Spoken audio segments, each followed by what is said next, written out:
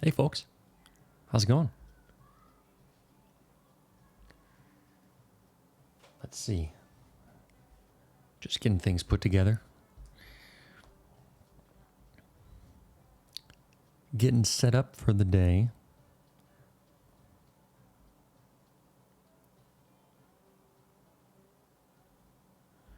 All right. What are we up to today? Well, we're going to be hacking on jank, as you might have guessed. Let's see. Let me get rid of this guy. All right. Yes. What branch are we on? Examples. Do we have the latest? Yes, we do.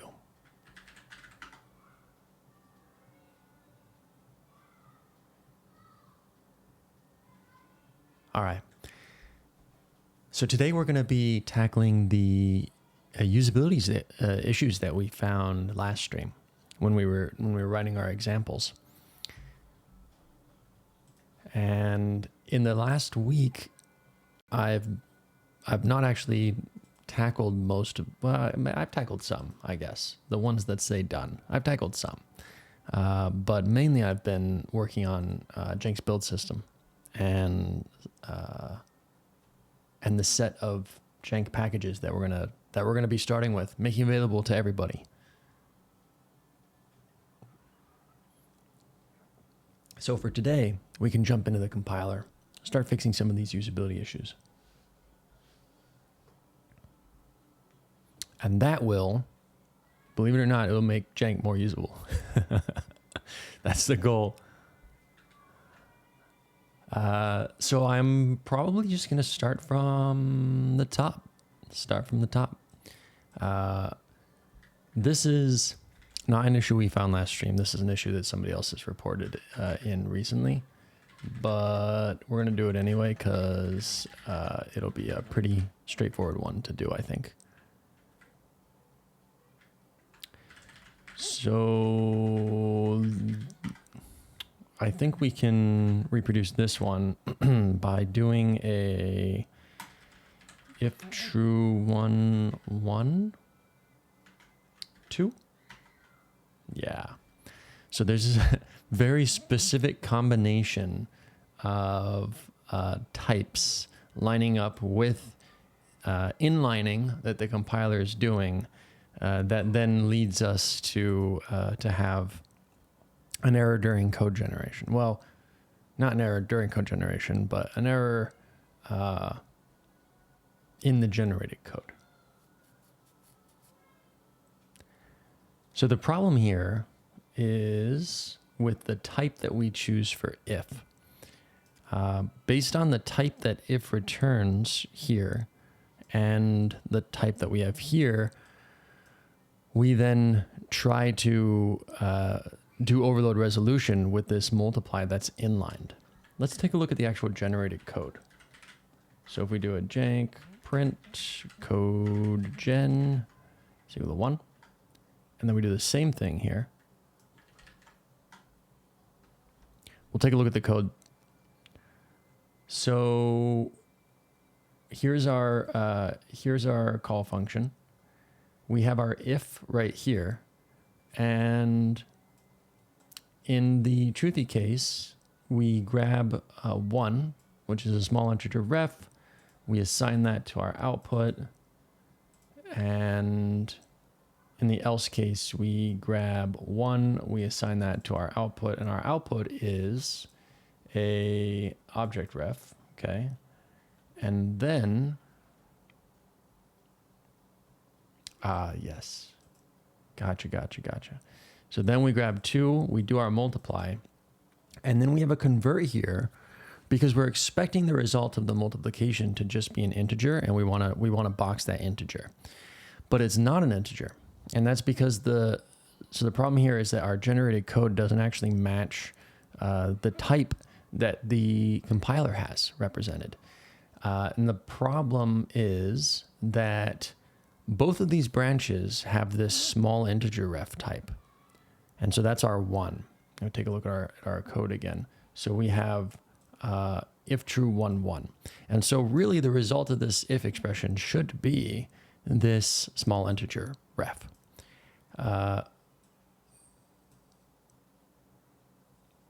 But when we do code gen, what we're doing is we're grabbing these small integer refs right here and right here. So this is in our if and in our else.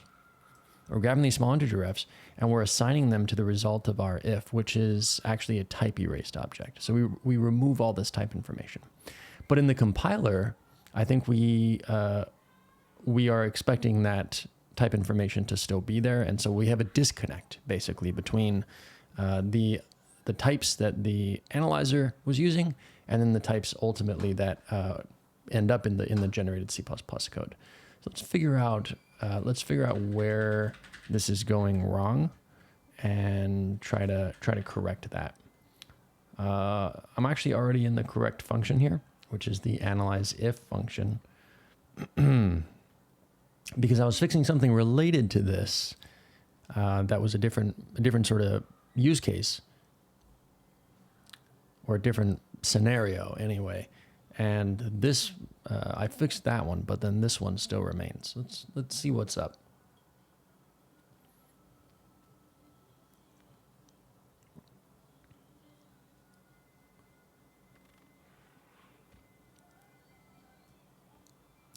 So we're type erasing the if in the case where the if is a typed object, which ours is, because one is a typed object.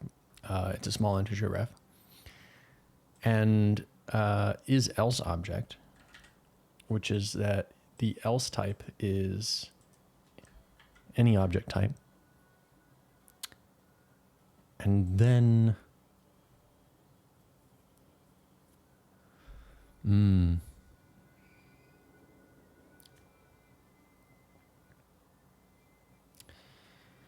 I think part of the issue here may be that we're using this else type before we, this else type came from before we applied implicit conversions. I don't think we should be using this type here.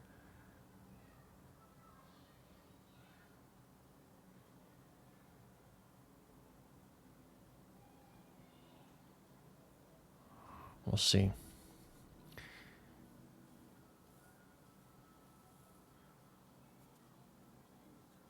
Hey, Mateus, do you have mental images while programming?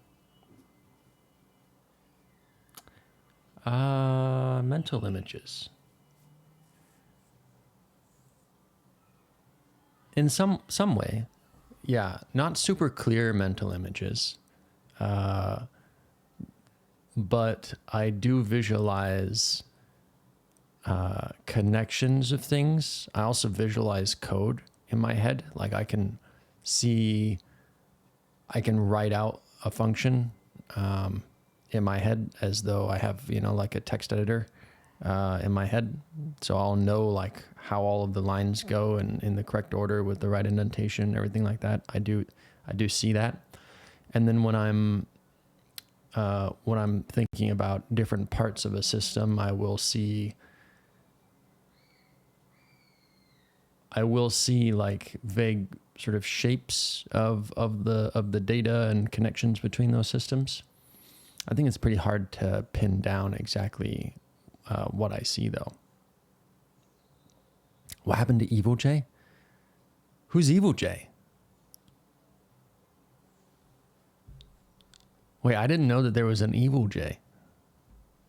Also, hey, Fromophobic, the J with J with facial hair was evil?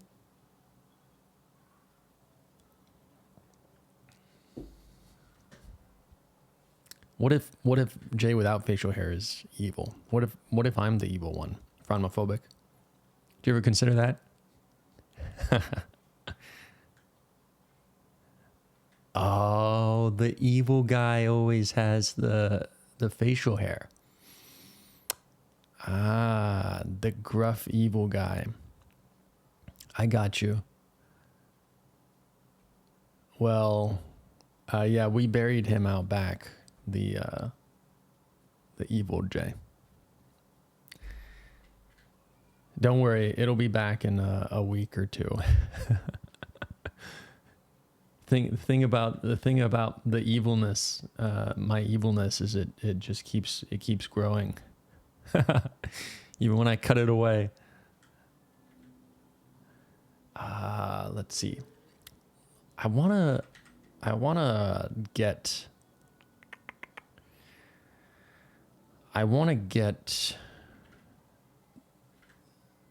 a newer.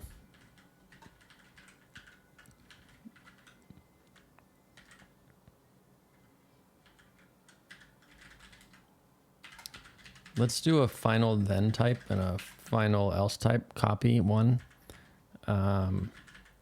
And final then. Final. And then what we'll do is, so this is going to be else expression opt is sum, then we don't need this anymore because we can just do a get type on that guy, otherwise object ref. So we'll do a final type here, and then we'll just do a cputil is any object final else type.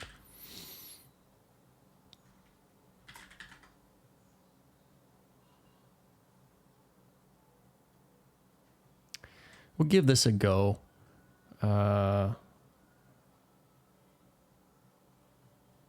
What's the error that's complaining about here? Did I miss a paren? No. No, okay, it goes away. So, nothing to worry about, actually.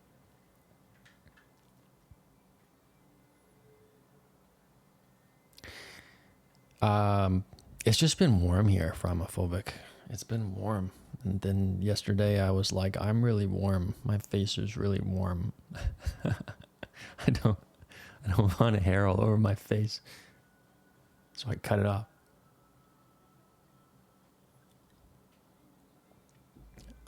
Turns out I'm still warm after that. Didn't really help much. Let's grab this, and I have this case here already. Let me just do one of these like that. And then we should just be able to do a jank run, test.jank. Okay, so let me just make sure that it looks like that issue went away. I just want to make sure I'm actually doing the same exact issue. So if we take this guy, we paste that into here. It's not the same exact issue. What's different? Why is that different? This one's in a let. That shouldn't matter. For code gen should be the same.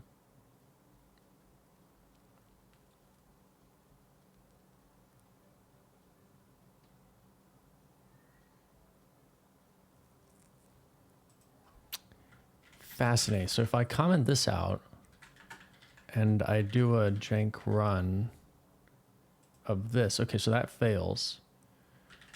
And if I wrap this guy in a let, what you're telling me then is it does not fail. What if I evaluate to the result of that? It fails. Okay. So we do have a reproduction case here. The difference was we need to actually use the value in order for this to matter. That would be because the value itself is unboxed. And the problem is that we're trying to then box the value.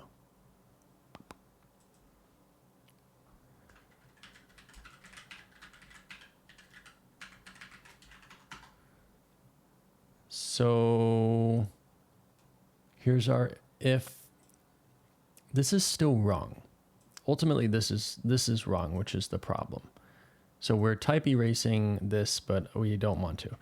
Let's take a look. We must be going into here. So type erasing if, And then I'm just going to print the types because like trying to view these types in the debugger is not very helpful because they're Clang AST nodes, and they're just not an easy thing to see in the debugger. So we're just going to do some print line style debugging, and we're going to get the qualified name of the final then type, and then also we'll get the qualified name of the final else type, and we'll see what we're working with here. I would expect that both of these should be a small integer ref.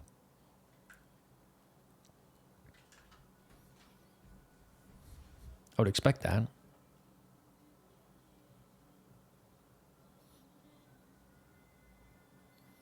Also, hi everyone. Hope you're doing great.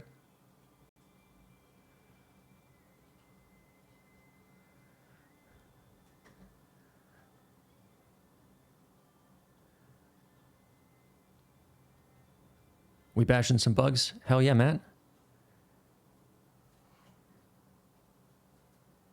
Good to see you, Matt. How you doing, man?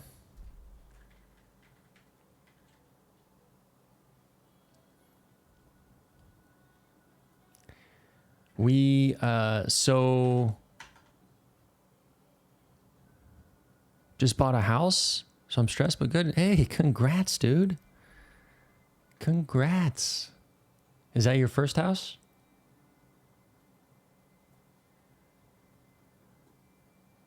Or first time buying a house, I mean? Yeah, first house. Nice. That's great, man. That's big. My wife and I have been talking about that as well. And yeah, it's stressful.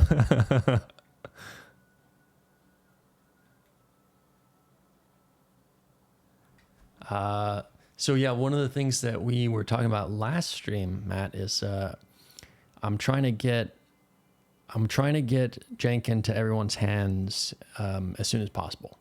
And so rather than spending the rest of the year polishing features and, you know, making everything just the way I want, instead I'm just trying to like double down on being brutally pragmatic and getting everything out the door. And so we spent all of last stream last week we were actually writing jank. So we were creating some example applications in jank. We made an example command line application that is kind of like a super minimal JQ, where we used a C++ JSON library that we brought into jank to read JSON files and then do some simple queries on that. And we used like all of jank's build system tooling, everything like that, to compile that down to a static executable, verified that all of that was working. And we ran into some usability issues along the way, so we noted those down. And then we built a OpenGL application using GLFW and IMGUI. And we ran into some more interesting usability issues along the way, noted those down. And so what we're doing today is we're going back over those, and we're going to try to address the ones that I haven't yet addressed in the meantime. It's all coming together. Exactly. That's when I've been doing some soul searching, trying to figure out, you know, what do we need in order to get this out. And when I think about it, I realize that we have a lot. We have a lot of functionality, and a lot of it works really well, but we're just rough around the edges. And so we just need to tie it all together with a bow to make sure that it's usable from every angle. And we're not far off from that. Then we can cut the BS and just re-implement jank behind jank. We're not going to do that. I'm not going to do that.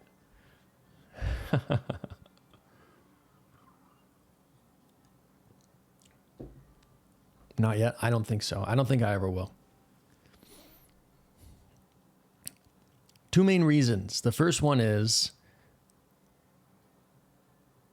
I don't want to keep writing jank.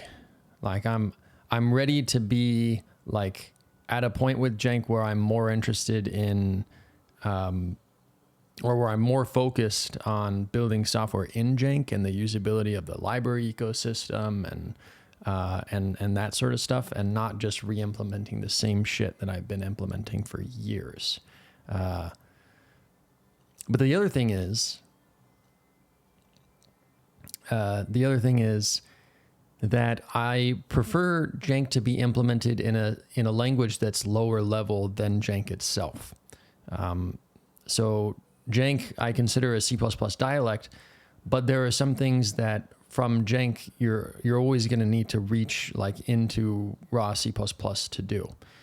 So things like some of the storage trickery that we have to reinterpret certain storage locations as different types and whatnot.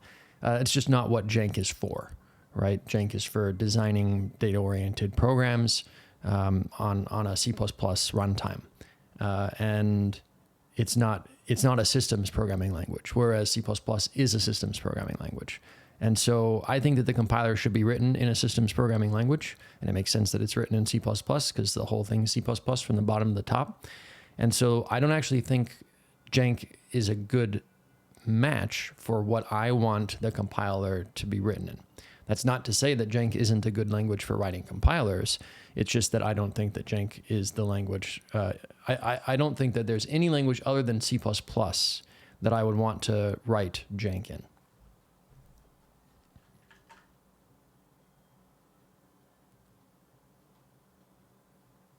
That's a somewhat prepared answer because this does actually come up a lot. I have a week off around the 4th. I'll goof off around with jank. Oh, cool. Nice. I'll try to get some more fixes merged in. So it's as good as it can be. I was thinking about your survey. I think answering what is needed is a bit difficult because it's not obvious as it could be for what the killer target use cases are. For sure. Yeah, I mean, not everyone's going to have an answer to that, right? Some people are going to look at that like, I don't fucking know what's needed. You tell me. You're the one building the compiler, right?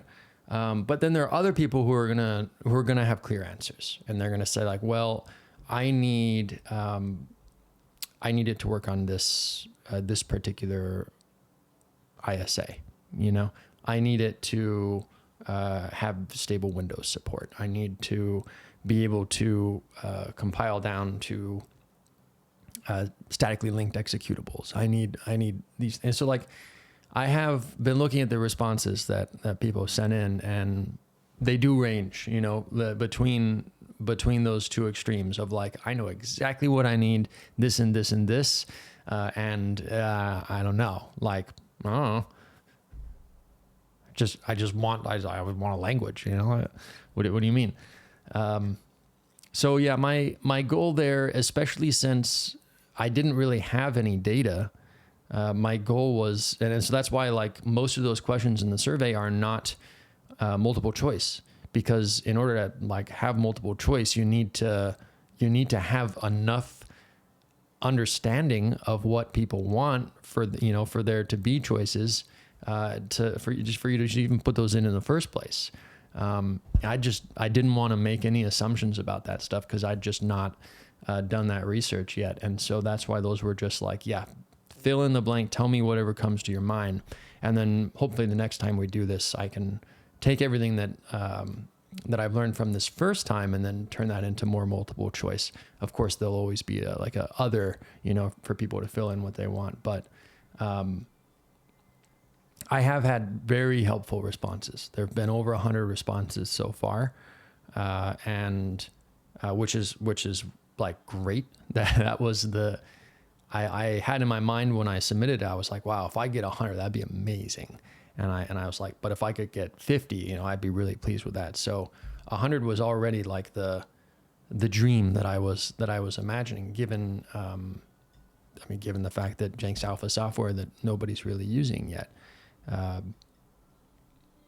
But yeah, in the responses that I have, they definitely paint a picture. Like, it's a pretty clear picture of what people want, and I'll be doing a post about that.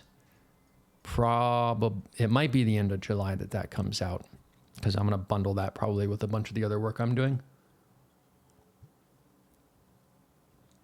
To talk about not only the state of jank for, where it is, and encourage people to say, like, okay, look, if all you need is, we have working nREPL server, we have a really great build system set up now. We have actually, I can show off some of the other work I've been doing this past week with Jank Commons, and then, the ability to compile the static runtime, executables, everything like that. I think that summarizing all of that for where jank is, and then also talking about the survey and what people want, and addressing the concerns that they have if they have already been addressed, or talking about my plans for addressing them if I haven't yet addressed it, will hopefully clear up some misunderstandings and set some expectations, and encourage people to try jank out. I think that in the coming few weeks, it should be, we should get an influx of people trying things out. There's a lot we got to wrap up though, but I was talking about the commons. So let me show you. Fastest way to get there is probably to just go to here and then go to the org.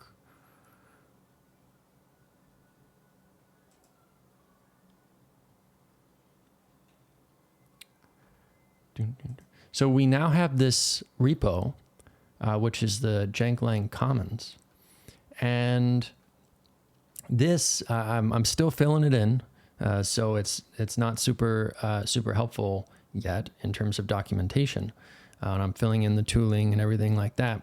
But this is a set of packages, in particular, a set of like jank specific packages, right? We're not just talking about closure packages. We're talking about jank specific packages. This is a set of packages which is it's meant to be owned by the jank community, but is like an official place for these packages to live. And so I will not be the only one who's maintaining this repo. I've already looped in one other person, but there will be more who will come in. But we have some initial packages for based on the work that we were doing last week for OpenGL, GLFW, IAM GUI, as well as so these are jank build CMake, jank build package config, are packages that are used by the jank build system. So that way, when you're writing your own build scripts, you can just bring these in, and they're helpers that allow you to just really easily build existing projects. So if we take, for example, let's take Raylib, which is another one that we have. So the way that this package is implemented is that we have a submodule to Raylib, right? And then we have a jank build script, and we have a package.clj. That's it. So the package.clj is just like, okay, this is a raw package for Raylib, and it uses this Lanigan jank plugin, and then it depends on jank. So it has a build dependency. It's not a runtime dependency, it's a build dependency. So the build dependency is just used by the build script, and the build script is a Babashka script. And it has a dependency on this jank build CMake. And so this all exists in the Janklang Commons. So all of these packages are published to clojars. Jank still uses clojars just like Clojure does. So all of these C++ packages are still being shipped, as jars. And you don't have to use clojars. You can use any place you want, but we're still using clojars by default. And then this build script, all it needs to do is, so it brings in this jank build CMake, and it builds Raylib by using this CMake helper. Defines some CMake values, and then ultimately its only job is to output the its only other job is to output the include directories and link directories and link libraries. So once you have a build script like this, when you're actually trying to use this in jank as just like somebody who's like, okay, I just want to like use Raylib, it's super easy, barely an inconvenience. All you do is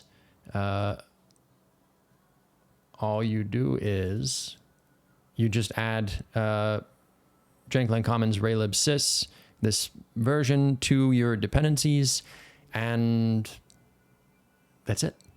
That's it. The line jank plugin is going to automatically pull that down. Clojure does the same thing.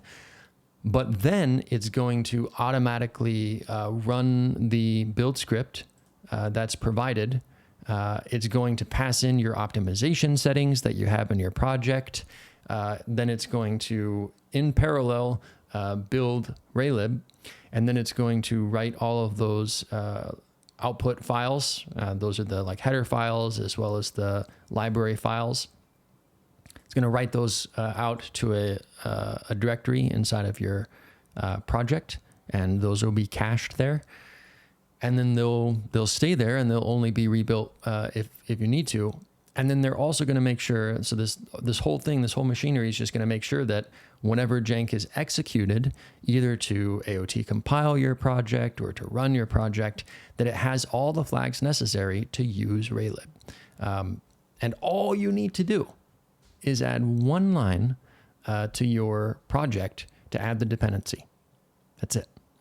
So the more libs we can get in Clojars in general, but in Commons for sure, the more libs we can get for like these native libraries that people are gonna want to use, especially for things like game dev, which is why you'll see we're starting with OpenGL and Raylib and IMGUI, and right. Very clear theme you can see here. The more we get here, the easier it is for people to jump in and just start using this. So this is still like very new. It's the thing I've been working on just this past week, and Kyle, who built Jank's build system, has been helping out a lot as well. He wrote these packages, for example. But this is really exciting. So this is definitely a tangent for what we're actually working on this stream, but it's something I wanted to talk about because it's an exciting direction. And then in terms of why all these exist in Jank Commons as opposed to just like individuals spinning up their own GLSys and GLFWSys and everything like that, is just that I wanted a place for there to be like a trusted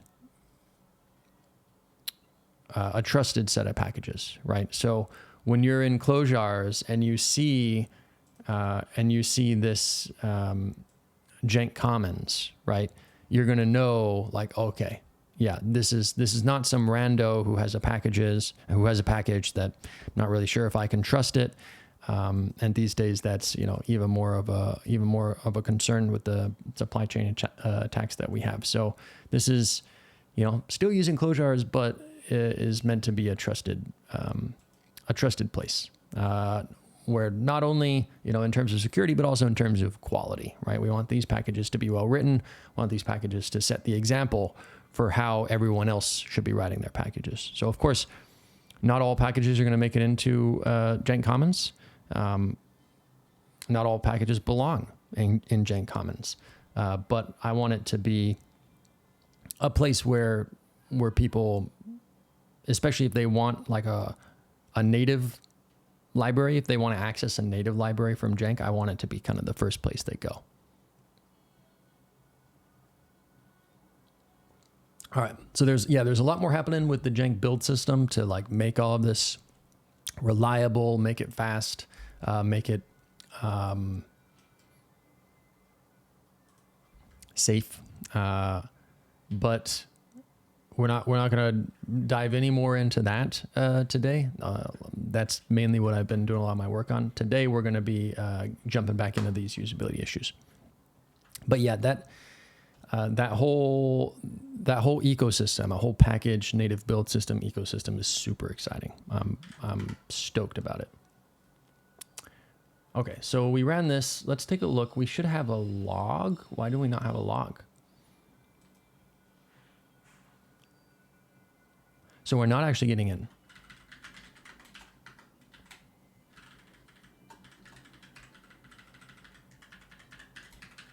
So we're not type erasing.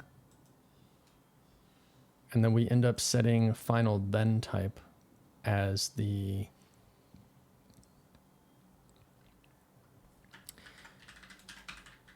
and then when we do a branch ref, we don't do any sort of type erasure.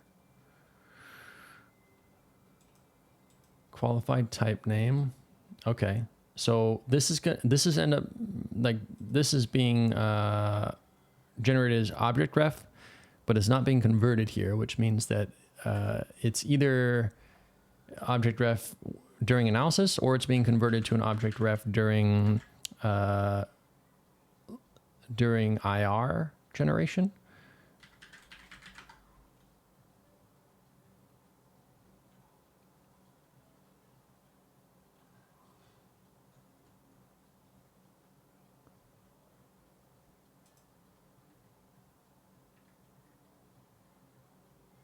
It's the mutable type. That's why.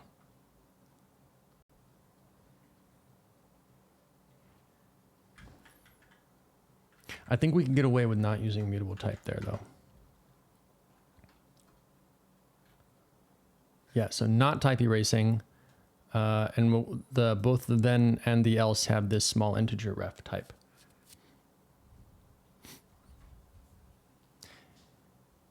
Hey 60, jank compiles to C++, but it uses LLVM in order to do the JIT compilation. But the actual code gen target is C++.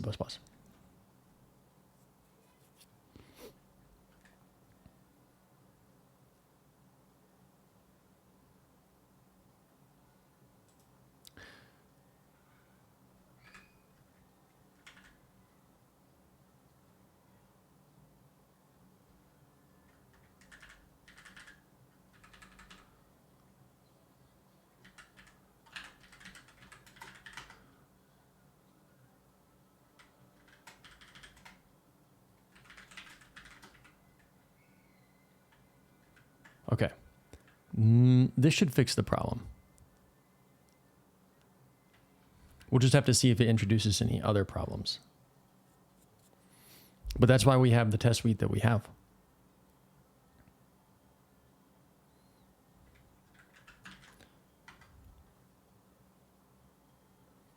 Okay, yes. So it does fix the problem. Props, man. I wouldn't have the balls to make proper language. It's just a lot of work. Like it's fun to make a simple, like a toy language, you know? And then to make something production quality on top is just a lot of work. So you do the fun stuff and then you do a lot of work.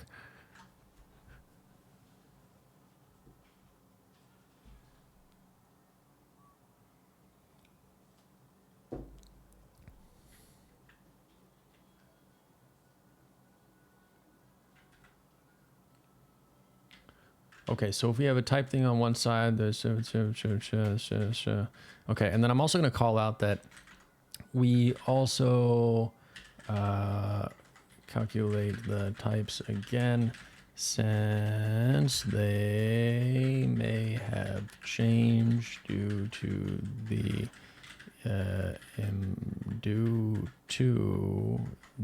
implicit conversions above.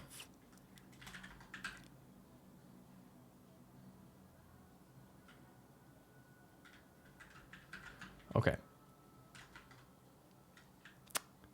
Good.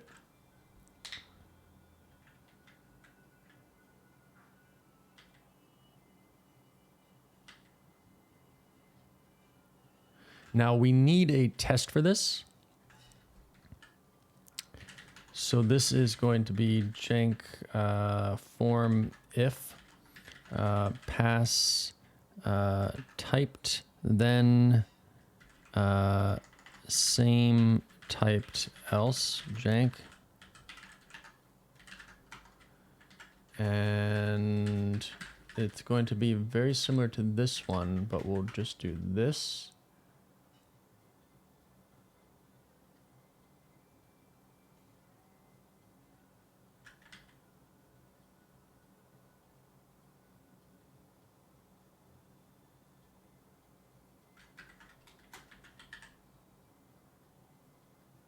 Okay, so if we do our jank run on pass typed then same typed else. Cool. Now if we come back into here and we undo our fix, I just want to verify that the test that we wrote fails. All right. So really good practice when you're writing a regression test is to verify that, is to undo your change and to verify that the test does indeed fail originally. And it does, right? So we get to see that here. So we'll reapply our change, and then we'll get out of here, and then we'll just, once this is done, we'll just run our whole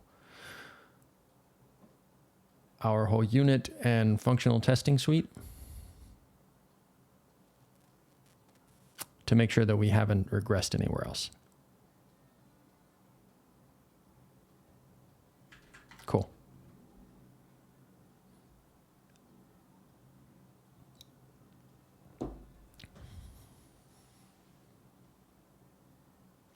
Yeah, and then this is 60. This is where the sanity comes in. If you're trying to build a language that is non-trivial, and you don't have a test suite that you can just fall back to, then all bets are off. In my opinion, anyway. I don't have confidence in something unless it's tested.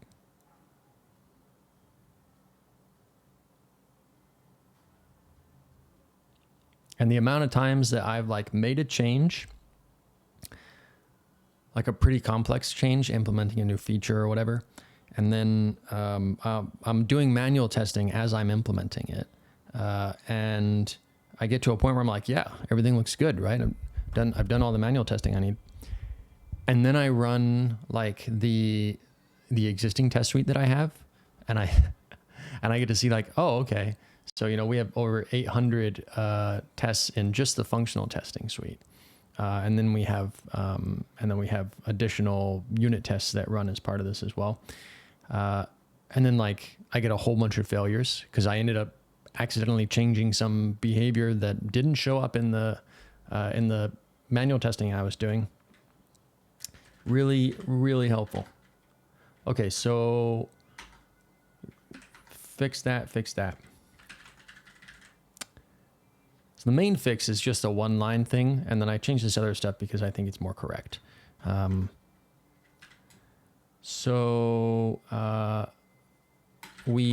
not it, because we also have a new test file. This guy.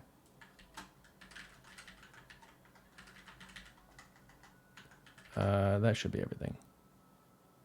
Yes, it is. I really need to clean up some of these old files.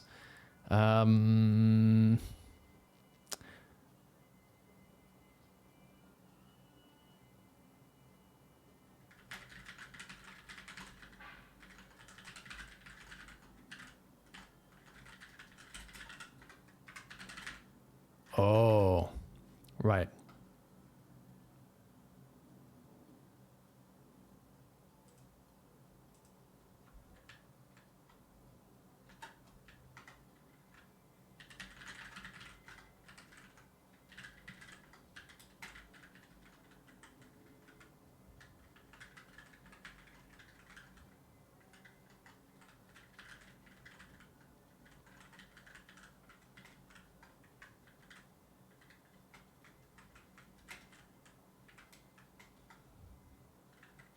All right.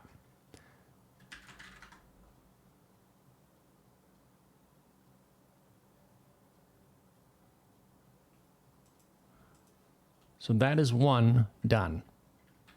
One and done.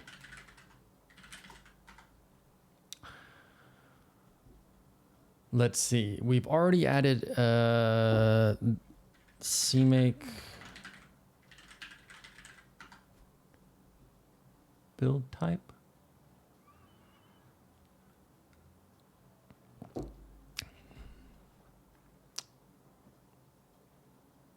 I thought we did, but I don't see it here.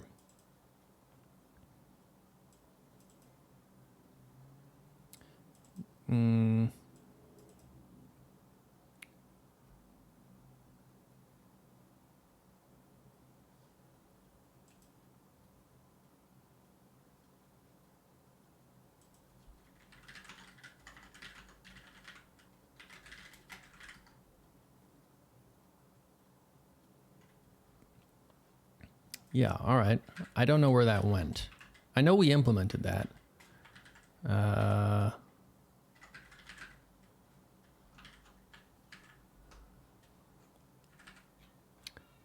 I don't know where it went. So we're going to do this under jank version. Right here. And we'll say jank CMake build type and green reset, and then CMake build type. Yeah, it's just here that we have that. Jank version and version CMake build type. Okay. Now we just need to CMake lists, jank version.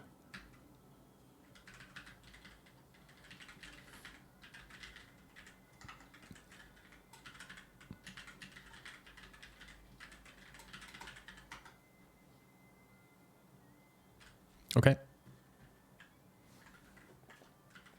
So that wasn't done, but it should be done now. But that's going to require a full rebuild. That's fine.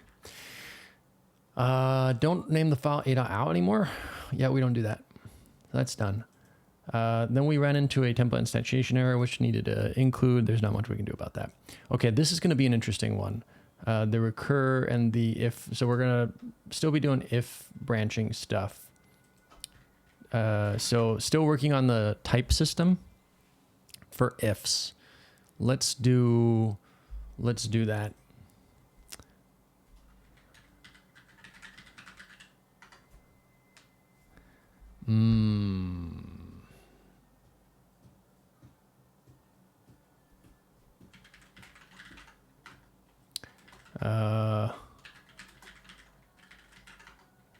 So the problem here is this. If we have a loop and then we do a false and then we do a, let's say we have a native value. So we'll do a CPP raw struct foo. And let's say I want to return a foo.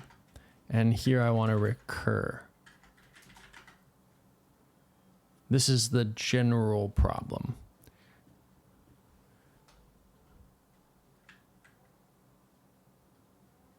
So we'll wait for this compilation to finish, and then I'll check our health check output, commit the change, and then I will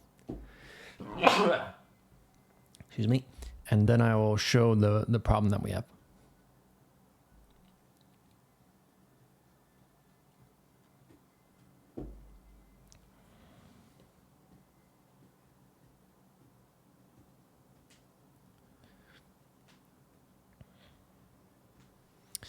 So this is a good time. We were talking about the survey before. This is a good time for all of you who have not yet filled in the survey for jank. Here's a link. It would be super cool if you did that.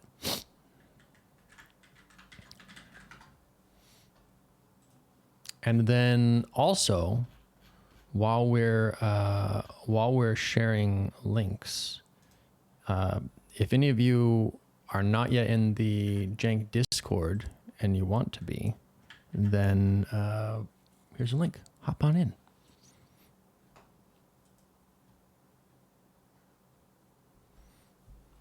But yeah, if you're interested in jank and you haven't filled out that survey, that's the number one thing. Fill out the survey. Very helpful. Very helpful for me, because you're helping me help you. All right? So help yourself by filling out the survey.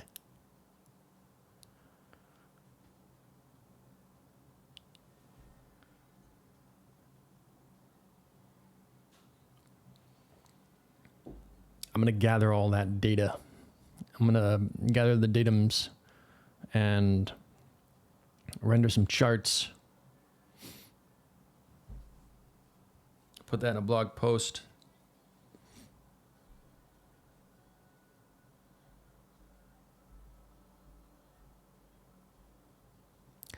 Yeah, we'll see. I think they're announcing in the next week as well. They're announcing if who's going to be presenting at the conch.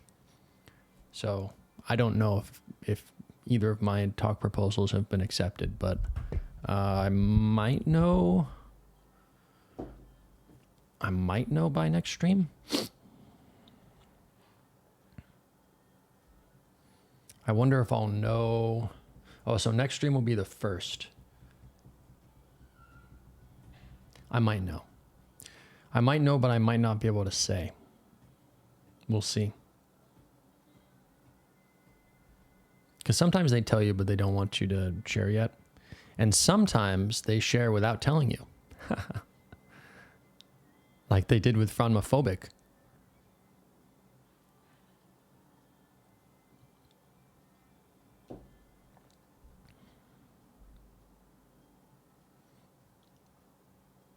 Okay, now we're just building tests, so we should be able to jump in, check our health, and then here's our CMake build type. So that's cool. A welcome surprise? Yeah, I mean, I'm not going to complain about that, right?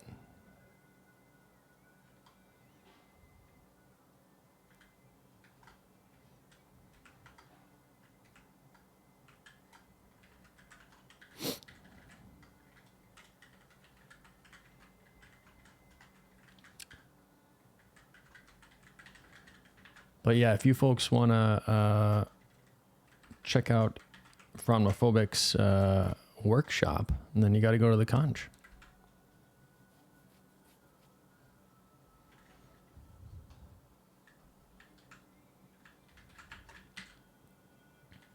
Okay, so health check looks good. I've committed that. Let's take a look at the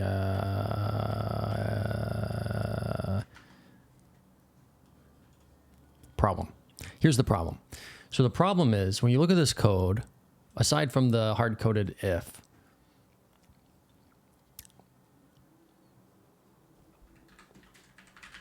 let's assume this is true. There should be no problem here. This code should be valid. So let's say we did something like R. Let's call it even foo. Right? So this sort of thing should be no problem. What should happen is we enter this loop structure and we branch on true. We construct an instance, stack allocated instance of this foo, and that gets returned through the loop into this local here. And the, well, we never actually evaluate the recur, but we do analyze all of this, right? And so all of this still needs to be type checked, even though that this code doesn't actually run, it still needs to type check. In the same sense that like you could do something in C++ that's like okay, if false, and then I'm gonna call the number 1 with foo, right? This is a problem because this is a runtime check, but the code is statically compiled. And so first off, you can't call 1 like this. And secondly, we don't have foo, right? And so the code that's inside of a runtime branch, even if that runtime branch is a literal false, it still needs to be valid code. And jank is the same way. So an optimizer could end up alighting this if to say, okay, well, we're always going to just return here. We should just take this guy out, remove the rest. But optimizers, they run after analysis, right? And so we still need to analyze this code and make sure everything is good with it first. Then we can analyze it. And in order to make things good here, we need to verify that both branches of the if are returning the same type. And since one branch is returning a native type, so it's an instance of this foo struct, the other branch also needs to return an instance of the foo struct.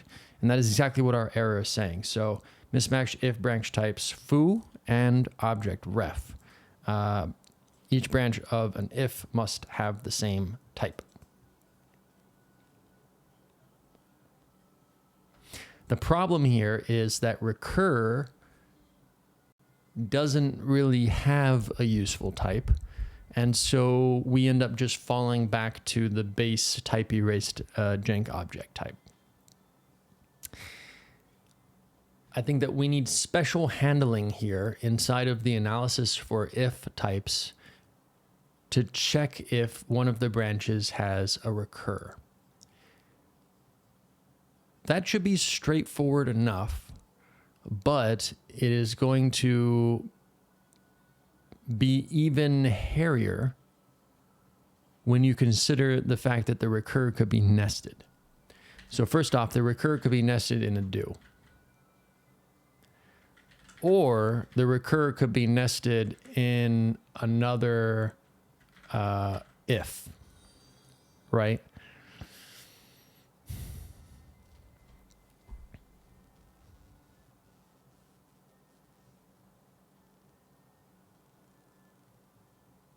I'm not quite sure how we want to handle that.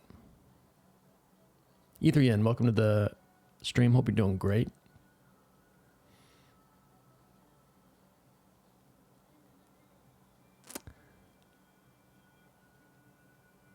So the simplest case of just saying, okay, is one of the branches a recur expression?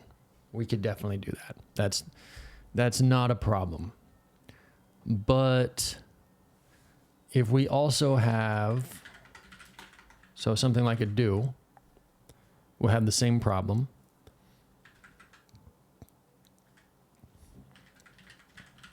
Or another, if we did one of these, same problem. Actually, this just moves the problem further down. So we could do something like this. Yeah.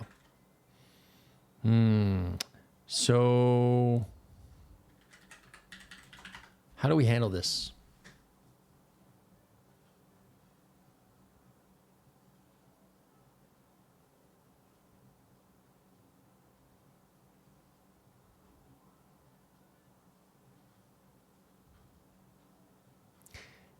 And do we need to worry about the nesting?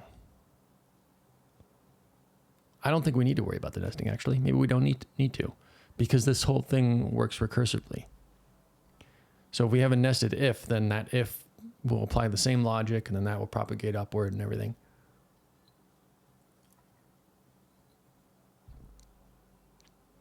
So maybe we're fine.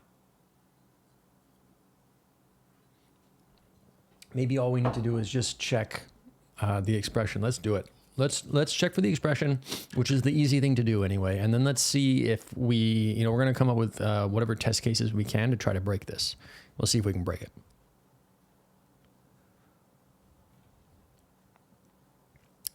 So here's where we do this. Here's where we do this error, right? And we want to check if one of them is a recur.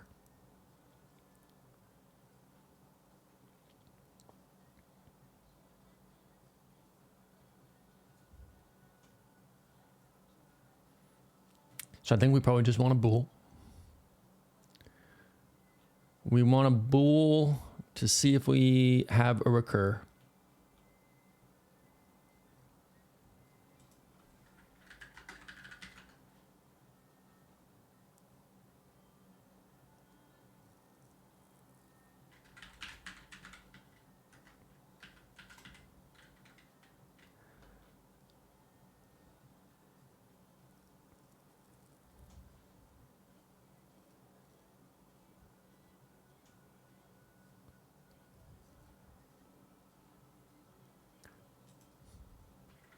Okay, so if we have it then we'll check our expect OK, and then we'll do a check. Kind, we have a kind. So we want to check if this is equal to expr kind recur. So if that is the case, then has recur is true.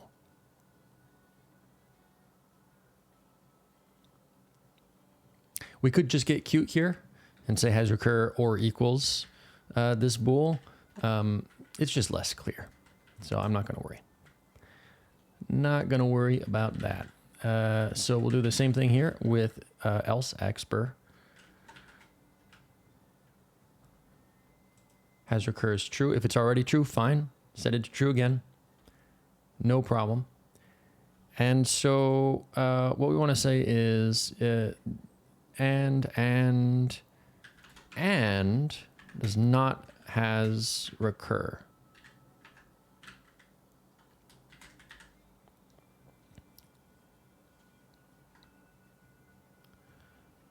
So this is the simplest check. We'll see if this is going to work in all of our cases or if this is going to break. I don't know.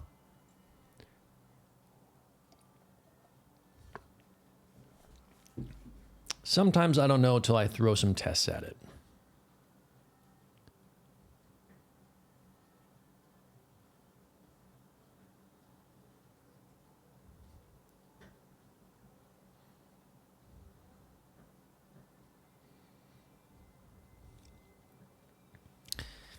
Analyze processors. It's a chunky guy.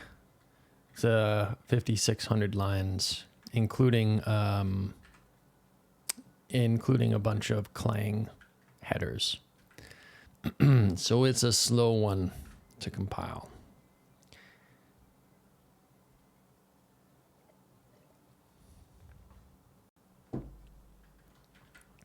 Does this handle if one of the subforms is an anonymous function or another loop?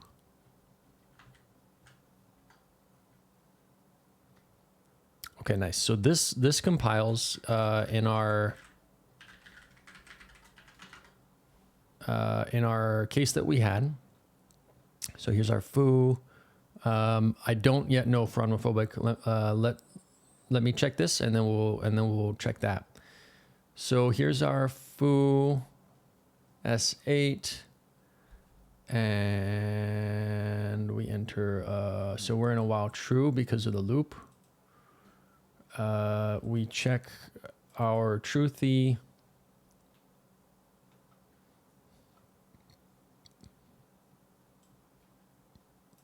we construct a foo, we do a copy assignment here. Here's our S8, and then we get out of our loop. Okay, cool beans. So this is a good test. This is our test one. Let me actually add a bunch here. Okay, does this handle if one of the subforms is an anonymous function or another loop? Why would an anonymous function matter here? So you just mean something like this?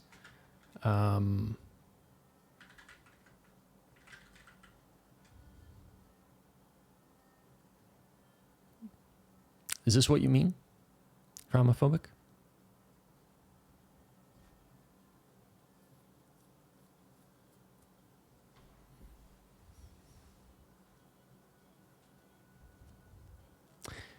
So I'm not sure it does, but anonymous functions change the recur target. Oh.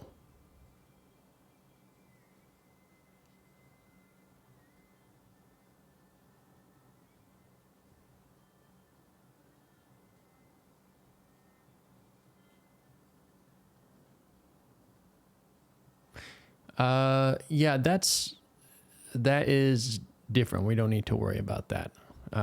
If you're in another function, then recurring is going to apply to that function. It's not going to apply to the loop. It's also not going to apply to the if that you're in anyway. So based on based on my understanding of what you're asking, I don't see any issue. I also don't see any need to have a particular test there, because I don't see that being an edge case. I see that as just being something different. However, you had a second one, which was another loop. So let's say that let's say we have another loop here, and let's say we do the same thing in here, like this. How does this work? Okay, compiles without issue. So we have our outer foo. I wonder if this is actually cleaner to look at from the IR.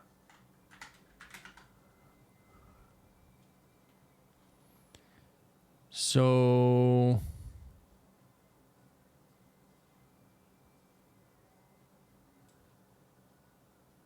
where is our loop?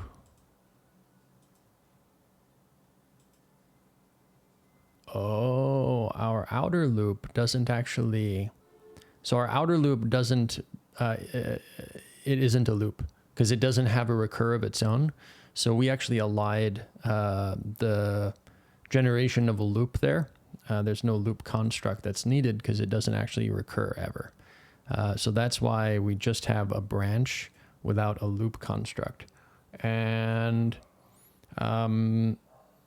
so in the truthy case, we do our constructor call of foo here, and then we set our value, and then we jump. But in the falsy case, then we enter a loop. And so here's our loop, and the loop does this loop 11. Here we grab a bool value, we do a truthy on it, we do a branch into if 14. Here's our constructor call. Yeah. So this is good. This is all good. And that's a fine test case, test 2. What are there other interesting scenarios?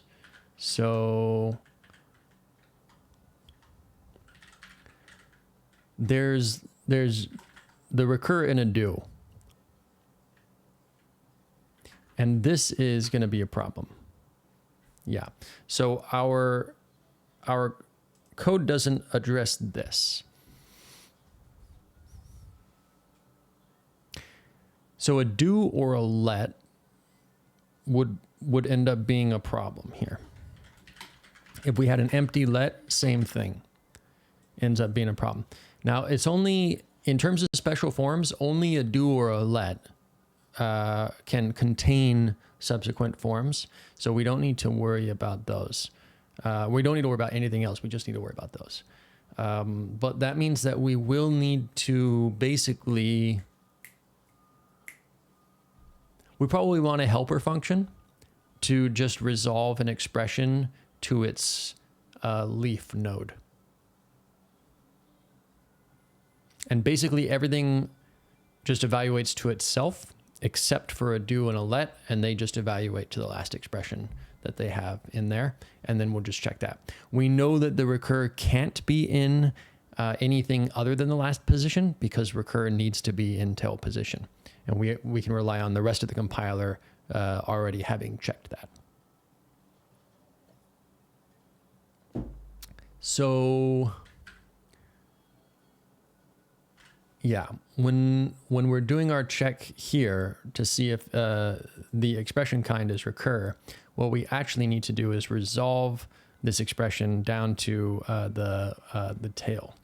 So let's just write a helper for that right now. I don't know exactly where it's going to go just yet, but we'll just put it right here for now. So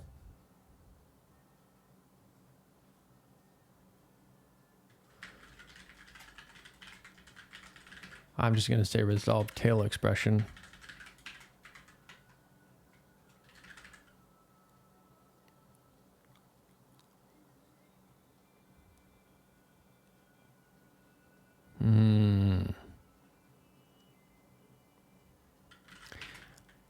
I think I'm going to make this less general, and I'm just going to say like is recur. Because unless I need it to be more general, I'm just gonna be more clear on what we're doing and why we're doing that. So here we'll say if the kind is equal to expr kind do, then we're going to we do a static box cast like so. So we'll do a do expr, and then we'll return if the do, this has a body, should have a body, forms, values.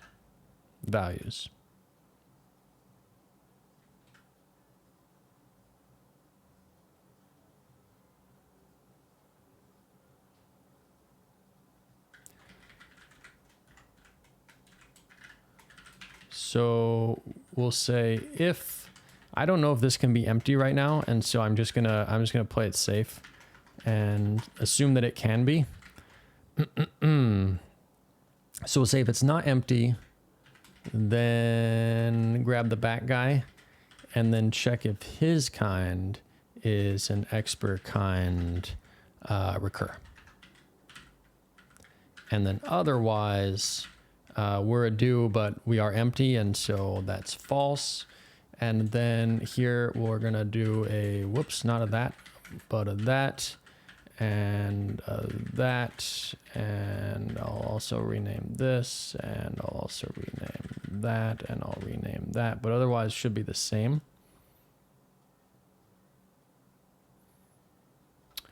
And then otherwise false.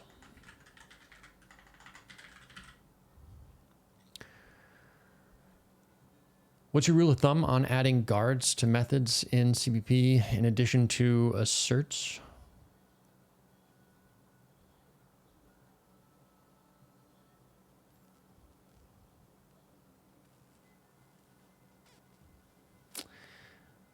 I add some debug assertions, but I don't add that many. I think I add debug assertions generally in the places where I expect them to fail the most. So the biggest one is all of the pointers that we have in the entire code base are in some kind of pointer wrapper. And we have our own pointer wrappers that are called, we have two kinds. We have a ref and we have an object ref. And a ref is basically like a reference wrapper, but it's a pointer that is not ever expected to be null pointer. And so we have debug assertions on construction as well as on assignment that those values are never null pointer. And so that ends up with a lot of debug assertions, right? But this is a place where it's really nice to have, because as soon as you have a null pointer where you're not expecting it, you're going to know immediately. And so I definitely use those, but through the rest of the other business logic, I don't think I use debug assert. I have one in this whole file, which in this case is asserting that the symbol is not empty. So yeah, I don't litter them throughout, just like all these different assertions. I put them mainly in the places that I know I have historically fucked up, and so I'll try to catch myself from doing that. Focus on the happy path. I don't know if I'd put it that way.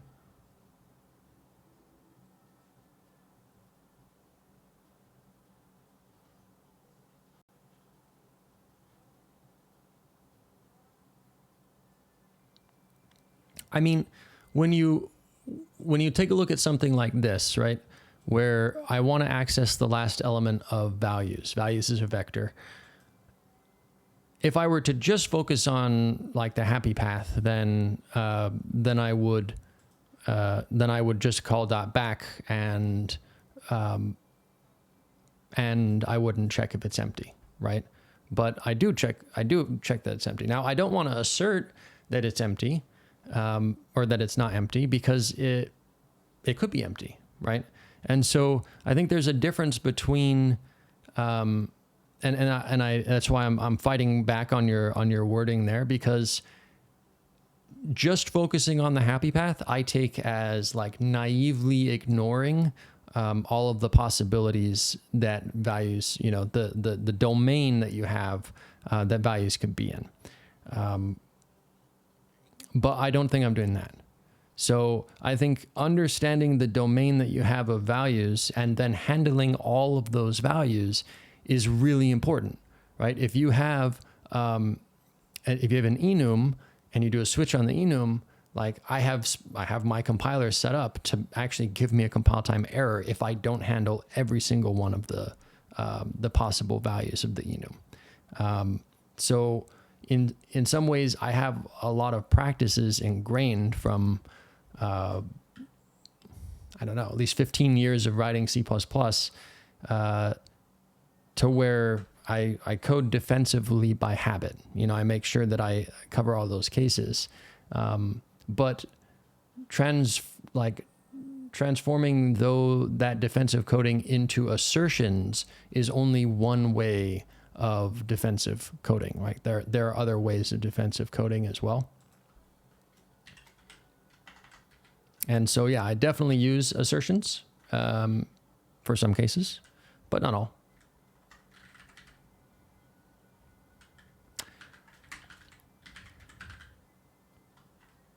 Did this jump to let? It did. Okay, so body's a do-ref. Gotcha. So we want body values.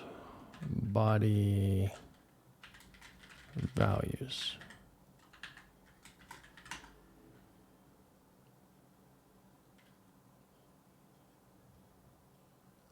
always thinking about all the code paths, but you feel it's just a lost cause in CPP. No, I mean, you should be thinking about the code paths. But you should, so there's a good lesson here around minimizing the domain, and the domain is the official terminology here for this sort of thing.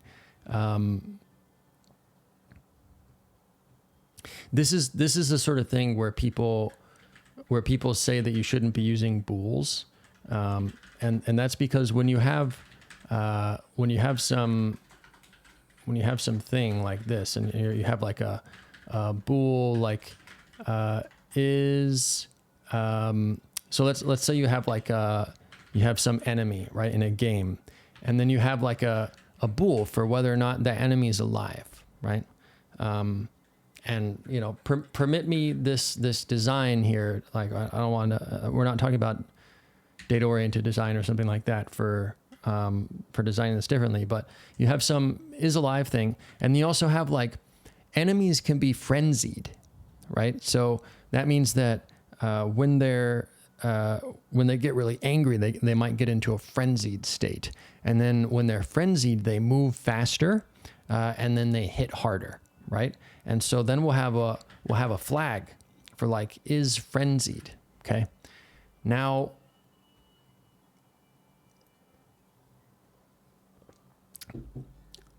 we already, with just two bools, we've introduced a domain problem, because now it's possible that you have is alive true, is frenzied false. It's also possible that you have is alive true, is frenzied true, but then it's also possible that you have is alive false and if frenzied false, and then it's also possible that you have is alive false and is frenzied true, right? And by using bools here, you have introduced a domain problem where this shit doesn't make sense. So like this one here, this doesn't make sense, right? To have something that is not alive but is frenzied. And so this ends up being 25% of your domain is like, yeah, this value doesn't make sense. And this is the sort of thing that leads to bugs. This is the sort of thing that leads to bugs. And so what do you do instead, right? What do you do instead? Well, you combine these, I mean, there are a couple of different approaches you could do, but one of them is to just combine them into one value, which is enum enemy state, right? And so you would have like alive, and you would have frenzied, and you would have dead, right? And so like maybe alive you just consider like normal, right? And so you just have a normal alive state, you have a dead state, and you have a frenzied state. Frenzied implies that you're alive, right? Is part of the domain. This also, really nice thing about this is actually more efficient in terms of space as well, because now instead of taking 2 bytes to represent this whole thing, you are just taking 1. And then you completely eliminate the possibility of this nonsensical case. So this is just one example of how these things happen, but it's one of the tricks that you sort of get as you. It's not specific to C++ here. There's nothing specific to C++. It's just specific to software design. But yeah, welcome to the stream, Mentally, as well as Jaw. This feels like a Portuguese name that I'm gonna have no idea how to pronounce. Maybe it's no, I'm not even gonna try. Only feels. That's Portuguese, right? It's a beautiful, Portuguese is a beautiful language. It's just not, it's not on my tongue, you know? I don't have the, like Spanish I have the intuition for the pronunciation because it's a nice phonetic language that I'm familiar with, but I don't have that for Portuguese. How does do? Yeah, so we need to, that's a great point from phobic. So we need to like recursively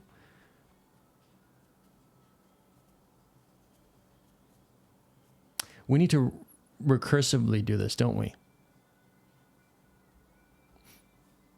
Yeah. Okay, so and that means that we probably do need the general function instead of the bool. So let's do a do, and then we'll do another test case that does a do.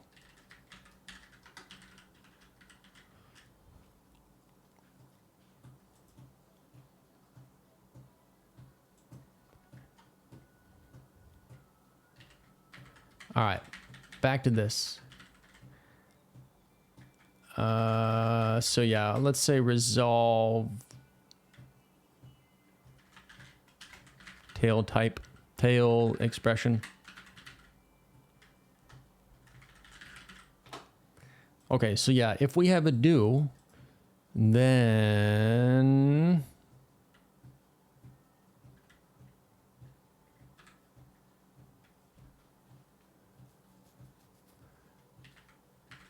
in this case, just give me back the expr. Otherwise,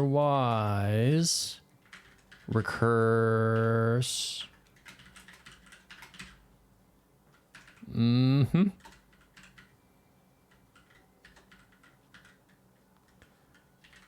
So this is our let body values back, and then otherwise expr.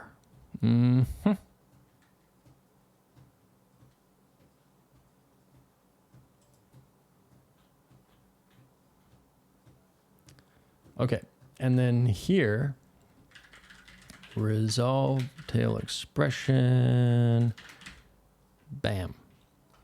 And then here, resolve tail expression, bam.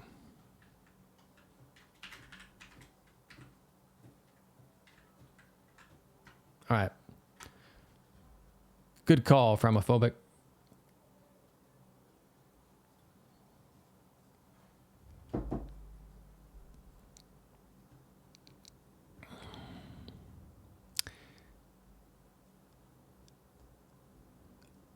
Hopefully code is not nested, but it does make resolve tail expression n squared.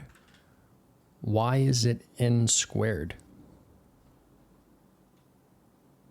I disagree. I challenge your logic there. This is constant time. Back is constant time. And so that means that this is just order n, for n is the level of nesting. So if you have 10 levels deep, then n is 10.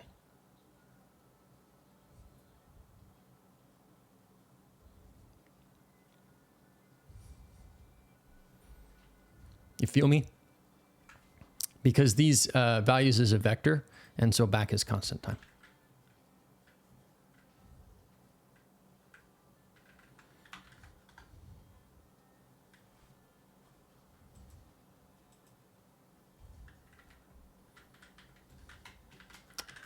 Okay, so we actually just did, we did all those. Run, yeah.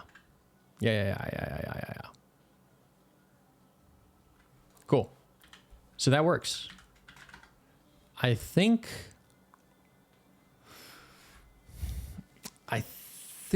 that's all we need.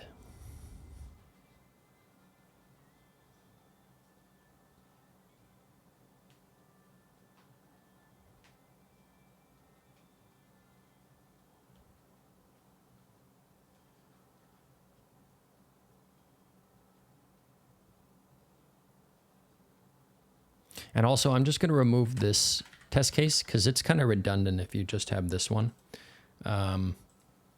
So we'll just take we'll take these 3 test cases and then let's write these out. So we're gonna, these are in loop. No, they're not specific to loop. Well, it's specific to if and recur. So there is a test case here that we should do, and that is not a loop recursion, but a function recursion. So if you have a function and we have a recur in the function,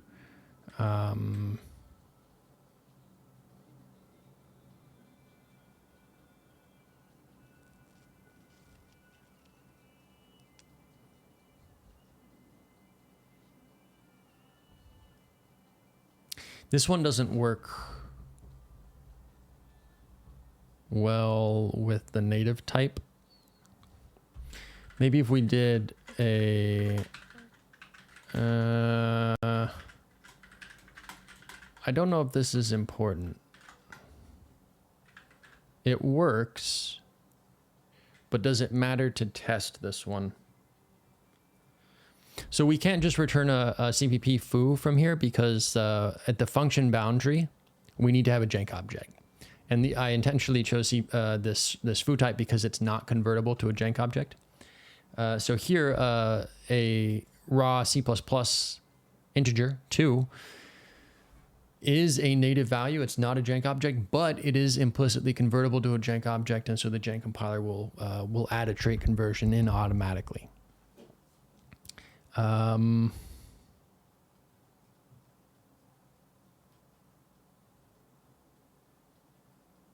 Maybe the question here is, does this fail, this case? Does this fail?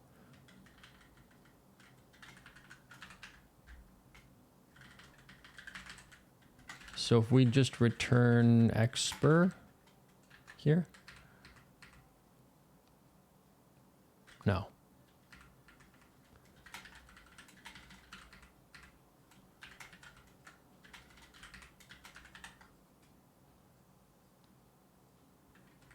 Just disable that. I just want to see if this test case with a function fails. If it does, then we'll definitely keep it as a test. If it doesn't,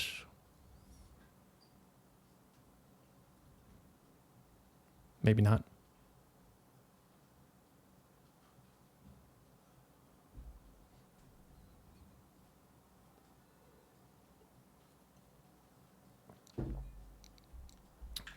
It's complaining that this function's not used. All right, well, maybe it's unused, bruh.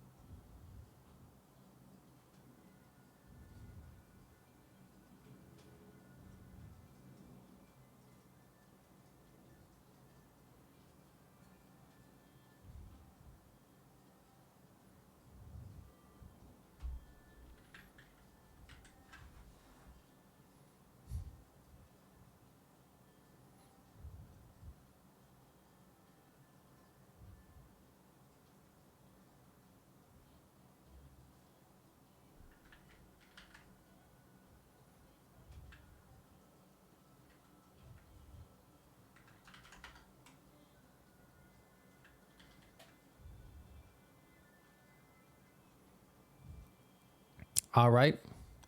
So we're on the same page. That's for the order n.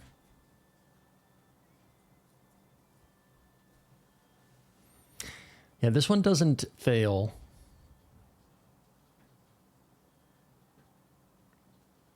I don't think it matters.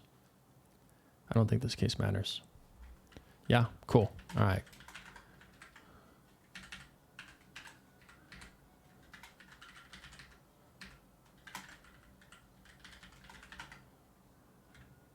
Okay. So yeah, let's get those tests written. So we're going to do yeah, I was trying to figure out where these should go. We'll say it's specific to loop. So we'll say test form loop. And then what do we have in here? binding recur. Let's go inside of recur. And so what we want is we have 3 tests. Maybe this is actually specific to... See, test organization ends up becoming a problem. CBP loop. I'm going to put this in CBP loop instead. So we're going to have, because it is specific to like C++, like it's specific to native types in one branch and recur in the other branch. So what we'll have is typed, then we should probably swap the order of these as well. So that way the then and the else get swapped.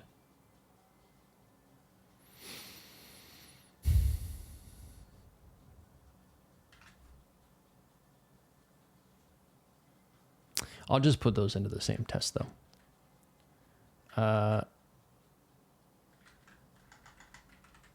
So we'll do a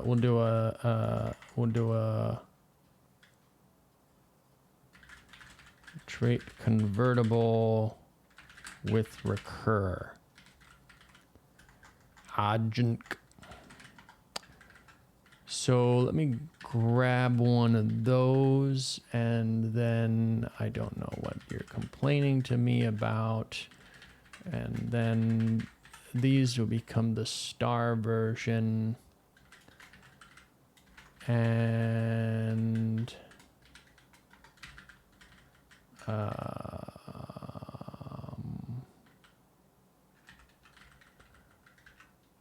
foo1, foo2. So here,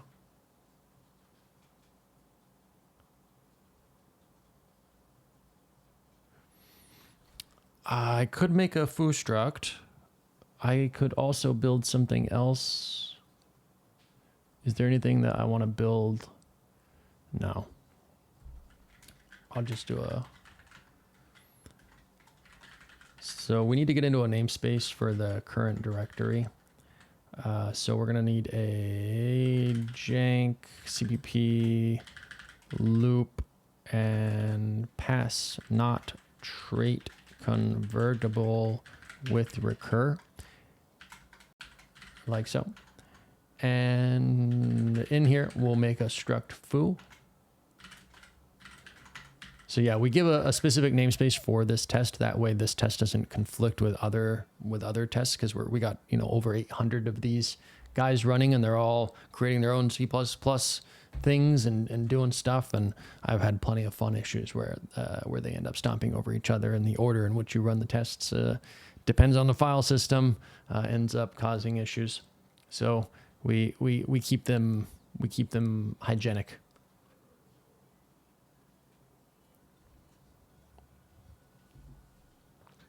In here, let's go ahead and let's just put something. Maybe we'll do an I64. We'll call that data. And so here we'll just go ahead and create this with 1. We'll create this with 2. And we just want to verify that everything looks good. So we're just going to say that the data of foo1 is equal to 1, and the data of foo2 is equal to 2. And if both those are true, then we return success. What are you complaining about? What is this error? Unexpected usage of recur? You're an unexpected usage of recur. What is this complaining about? Missing else branch? You're missing an else branch.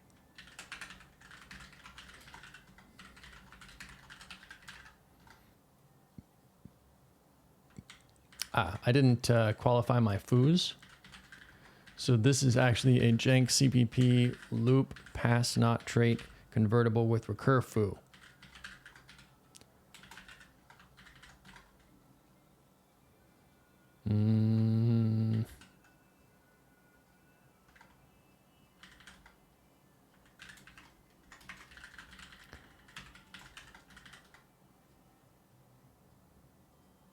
and then I called data instead of accessing its value. There we go. Fourth, fifth time's the charm. Okay, so that's that test. But this test is going to look very similar. Okay, so this one does the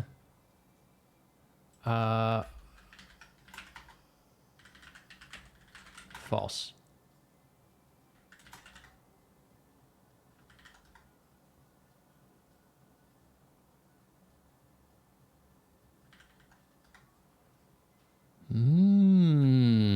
So we end up with an interesting thing. This, when we swap the order, this is why we do it. When we swap the order here, it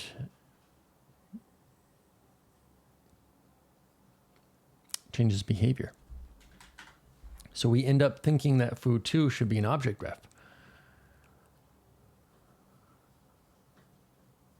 And incidentally, object graph has a data member, but the data member is private. And so jank is helpfully telling us like, I see you're trying to access data here, but you cannot access data here. Even if we could, it wouldn't be equal to 2. So that would have failed at runtime instead of compile time. But yeah, we have an issue there. That's fine. That's fine. I'm just going to continue writing the tests. So that was the first one done. So the second one is a loop within a loop. Does this one matter?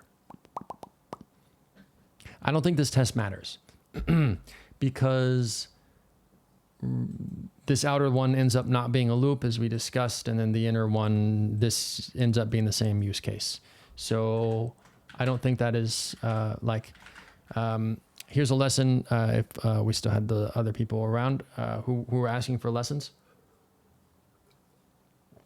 When it comes to writing tests, the question that you ask yourself, the question you should ask yourself when you want to write a test and you decide what a good test case is does this test case improve my confidence in the system? And if the answer is yes, it's probably worthwhile writing. If the answer is no, it's probably not a good test. So in this case, this test 2 here, now this is all based on my understanding of how the code works and everything like this and what we would actually be testing. But when I look at this and I say, okay, well, is this going to improve my confidence? No, there are no like particular cases here where I'm like, oh yeah, we haven't covered that somewhere else. And this is not only a good litmus test for what a good test is, but also it is a helpful way to minimize over-testing, because over-testing is one of the worst things you could possibly do. Aside from not testing, the next worst thing is over-testing, because when you over-test, you have no idea where your coverage comes from. You have so many different tests. They're all overlapping in different areas. And it's really hard to figure out like, okay, which test actually tests this thing. And so that's why when we look at the structure of jank's tests, I mean, we have a lot, right? I said we have like 811 just in here, but they're very clearly broken up into directories. So like function calls, and these are all like the C++ guys, function calls and friend function calls and pointers to functions and member functions and overload resolution. And then they're also named very clearly, right? And so this is like an ambiguous conversion for overload resolution, right? And casting and constructors for built-in types and complex types and everything like that. So this is like, sure, you need to have a rough understanding of kind of the layout of how all this works, but once you do, like you can find what you're looking for. And but this sort of like there's some rigor that's required for this sort of level of organization. But this is without something like this, without this sort of rigor for organization, what you'll end up with is either severe under testing, because you won't have a good mechanism in order to identify what you've tested and what you haven't, or you'll end up with severe over testing for the same reason. You won't have a good mechanism for understanding what you've tested and what you haven't, and so you'll end up testing the same shit in different ways. You don't want to do that. Okay, so pass not trait convertible with nested recur.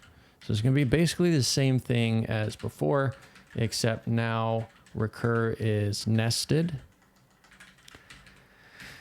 So we'll call this nested. We'll call this nested. And then we'll nest these multiple times. I think 2 is sufficient. 1 is not, because we need to actually trigger the recursion in order to dig down, but 2 is fine. There's no, like, again, does having 3 levels improve my confidence in this? No. No. I get all the confidence I need from 2. Okie doke.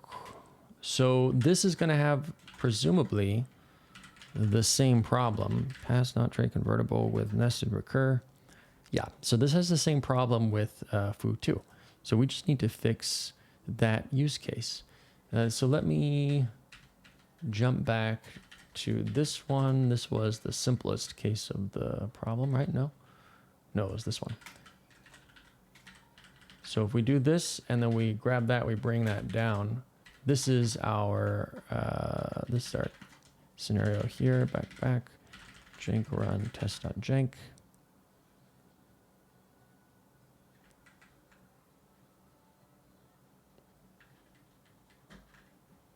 So this one ends up being a code gen problem.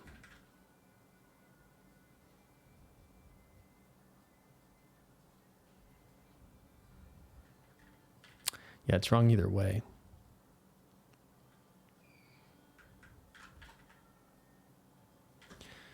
So why is it different if the recur is in the then? It's because we start with the then type.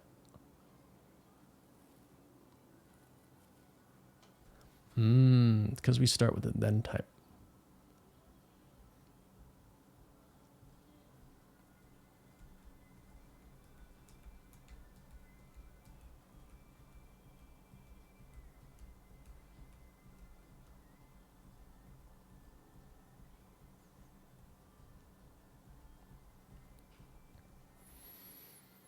So the final then type, this is going to be from the recur.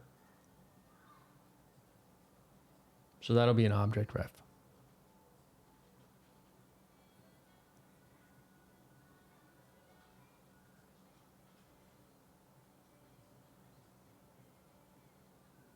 We probably just want to choose between the 2 types we have. If one of them is a native type, we probably just want to choose that to start with.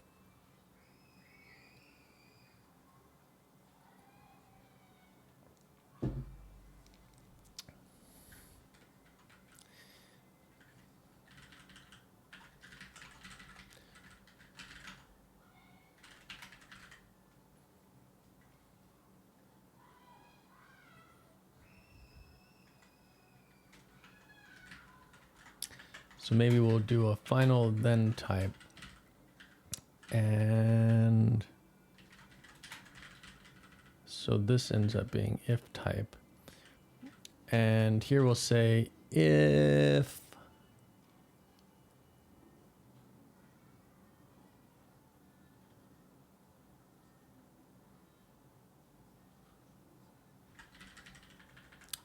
and maybe we'll just say is any object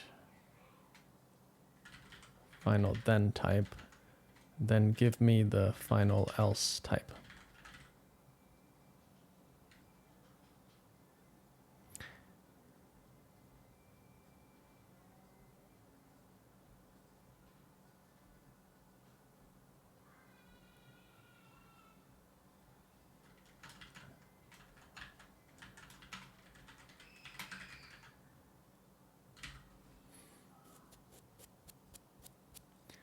because I ideally just want to avoid object types.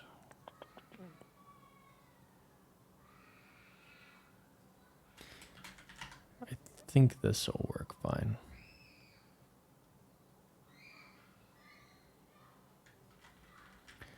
Although I'm going to move this block above the condition here. I'm going to restart compilation on that.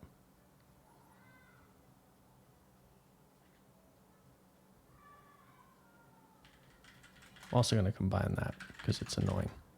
All right. We'll see if this fixes the both of those cases there. But we gotta compile again. I'm going to step away, refill my water, use the restroom. Be right back. Reminder to not spill water on yourself. Reminder to stay hydrated.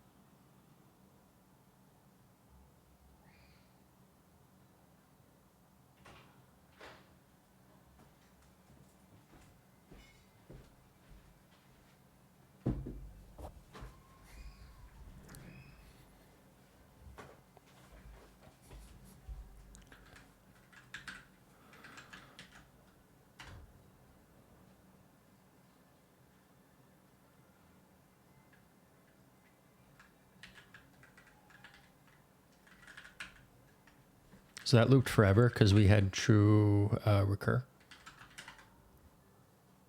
Cool.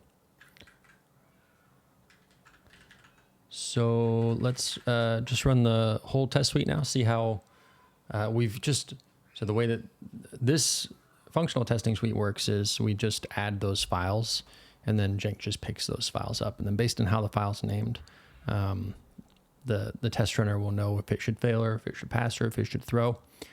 And it needs to also return a specific value. So pass files need to return, ultimately, they need to evaluate to the success keyword.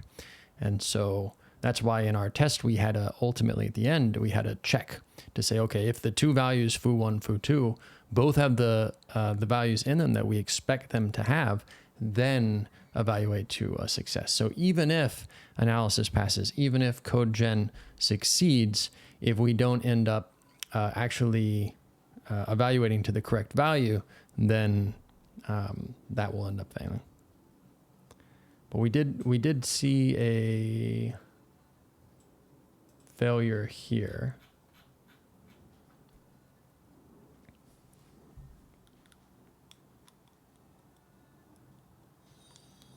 Damn. So we've not fixed, not only that, but we broke some other shit. Hey, Coded TMV, welcome to the stream. Hope you're doing great.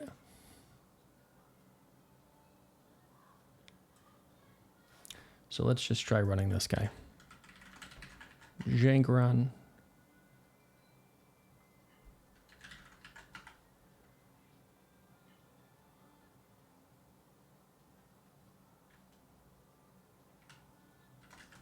Okay, so this is not a test that we just added now. This is a test that already existed, but now this is failing. And I want to know why. So here we are saying if false, A, otherwise 1. So we have an object ref, we have a small integer ref. So the result of this if is going to be a type erased object ref, which means that this will be an inline multiply with an object ref and a small integer ref, which means that R will be an object ref. This should all work. Nothing here that looks wrong. Let's take a look at jank print IR.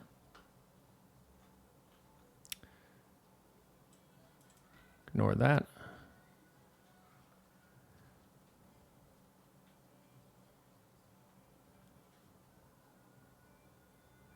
So our branch.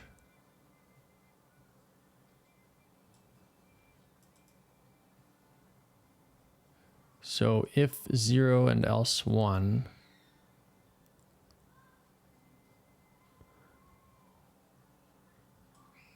and our shadow's S4, our shadow's not being set here.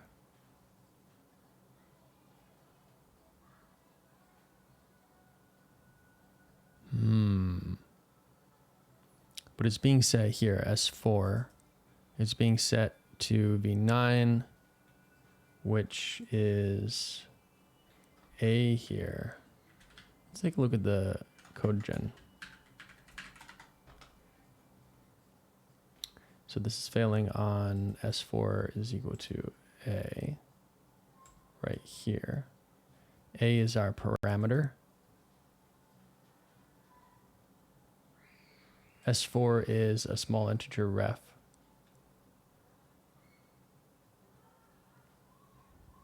Hey Spirit, welcome to the stream. What does native compilation mean?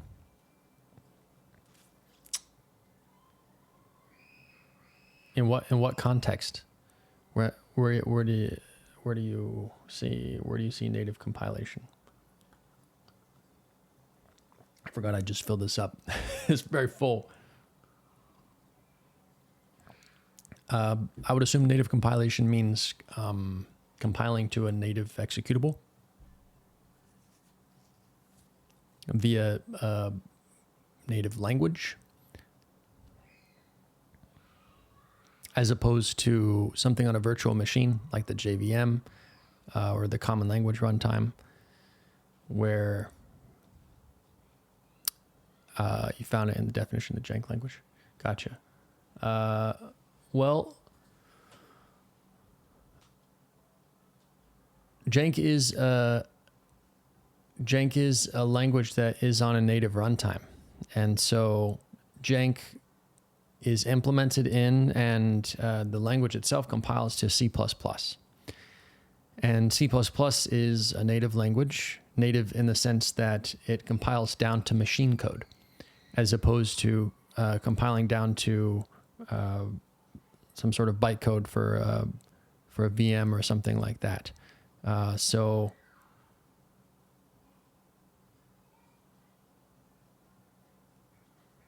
IR. Sure. I mean, I know what IR stands for, but why? What do you mean? Why are you saying IR?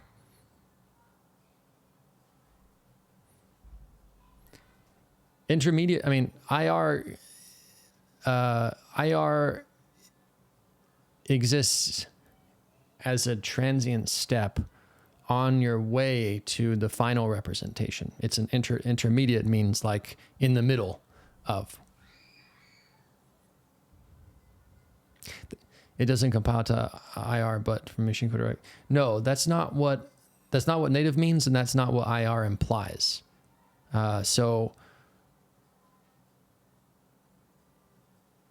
IR, so the word intermediate in IR implies that it's a middle step.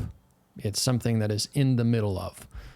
So you go through IR in order to get to your final representation. So ultimately, jank code gets compiled down to machine code. We do go through an IR, and then we go through C++, and then we go through another IR for C++, and then we end up in machine code. So there's a long journey in order to get to there, but we do end up in machine code. But just because you have an IR doesn't mean you're not native. Just because you do have an IR doesn't mean you are native. IR really doesn't play a part in whether or not something is native.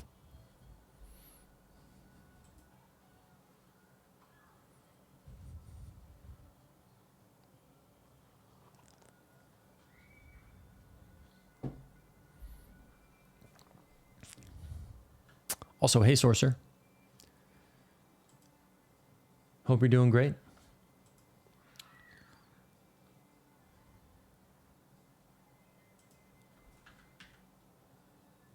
Pass untyped, then else. Pass untyped, then type else.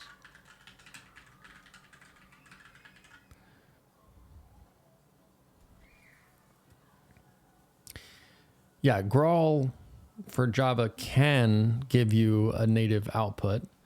Jank is native by default.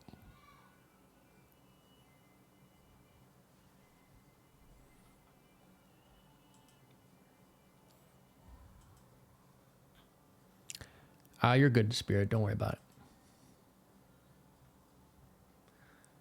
it. If false A1. It should be an object ref. If false A1.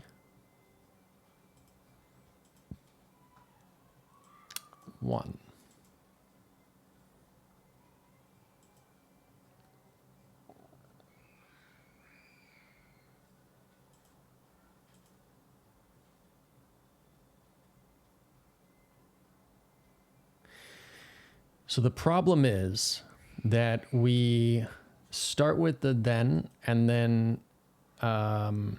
so we want to be a little smarter with how we choose our starting type. We want to choose the most typed between two types.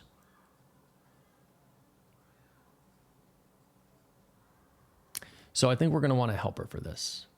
So what we're going to want is, I'm going to make a static helper right here. Which I'm probably going to end up moving to another place. But for now, we'll just put it right here to get it working. So we'll say like select most native type. And so we're gonna take in two types here, and JTL pointer void right, and so what we'll say is,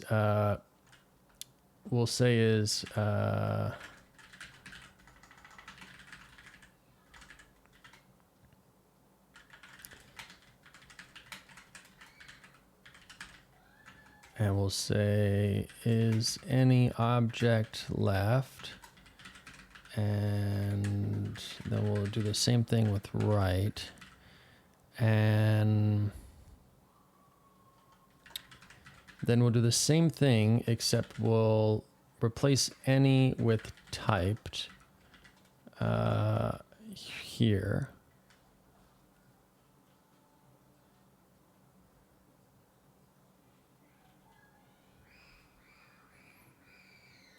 So we'll say if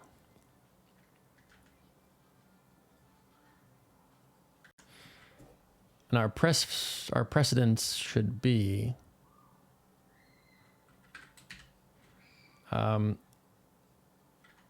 if left is not any object, then just return left. Similarly, if right is not any object, just return right. Now we know at this point, if we're still going, that they're both objects. But one could be a typed object and the other one could be an untyped object.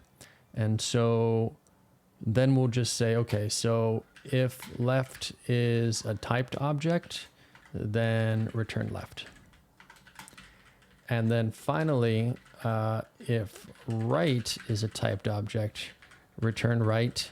And then otherwise, they're both untyped objects, and so just return left.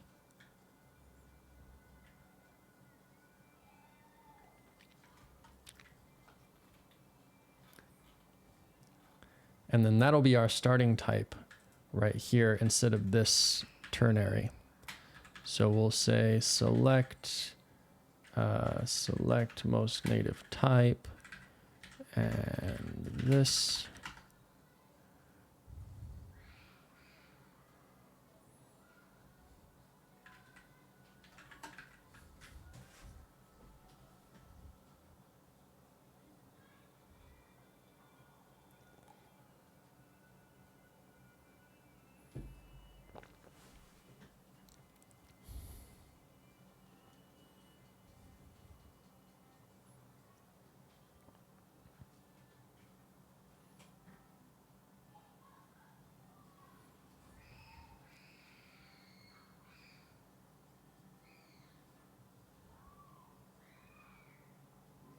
All right.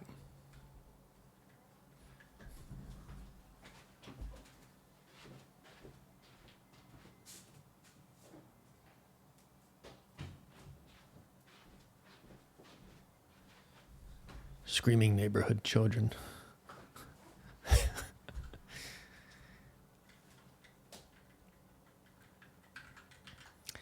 Let's try this.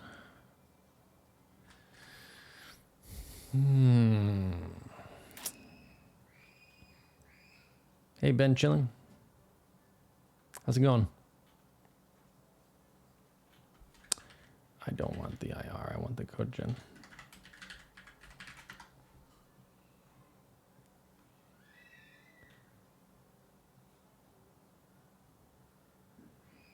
Big chilling? I'm chilling too, man.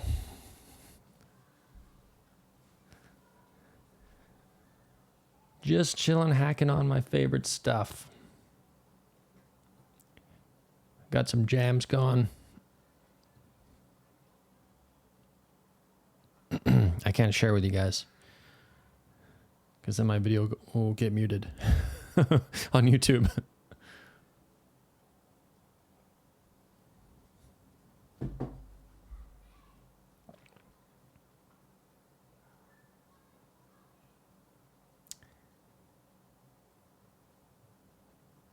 Often hear that C is like portable assembly. Do you agree?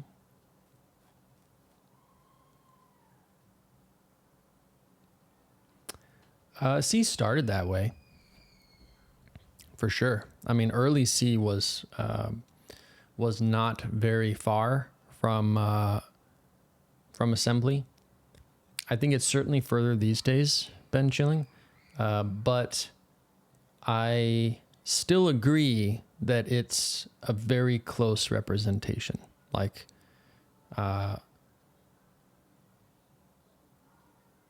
when I'm writing assembly, which I do sometimes, I think in terms of C. And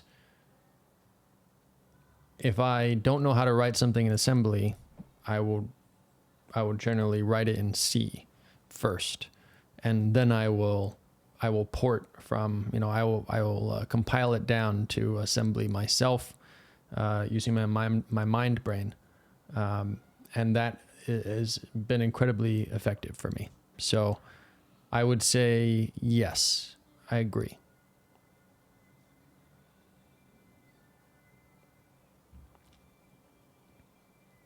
With the caveat that C is getting further from that as C gets more features.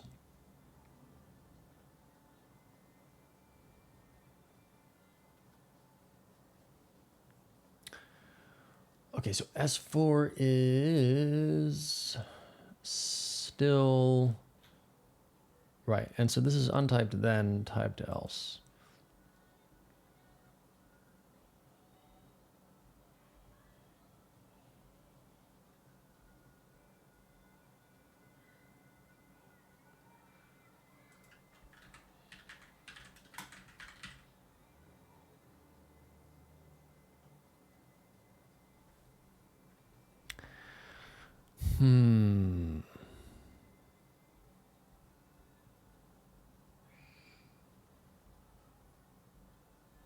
Maybe we want to return both types.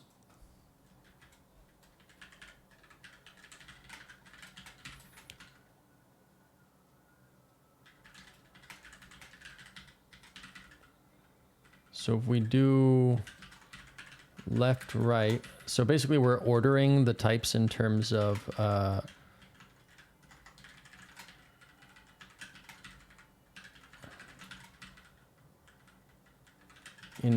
specificity, or in terms of nativity. So here we'll do if, we'll do the if type, and then we'll do the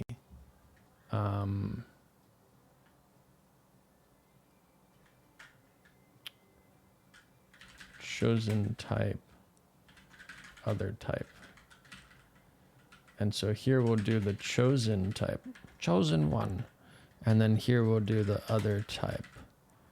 And then other type, and then chosen one. And then we'll set chosen type, and then chosen type.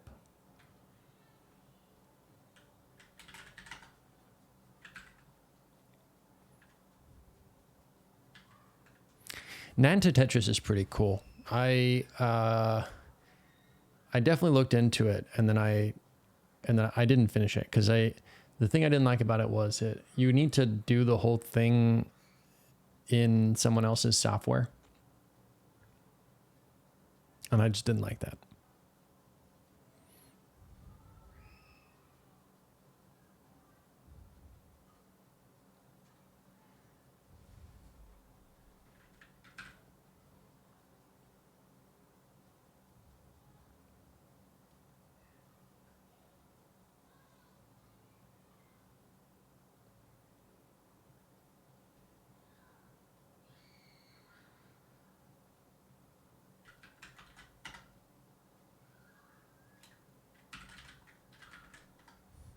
Okay, so we fixed that one. We'll see if we fix them all now by just rerunning the whole test suite.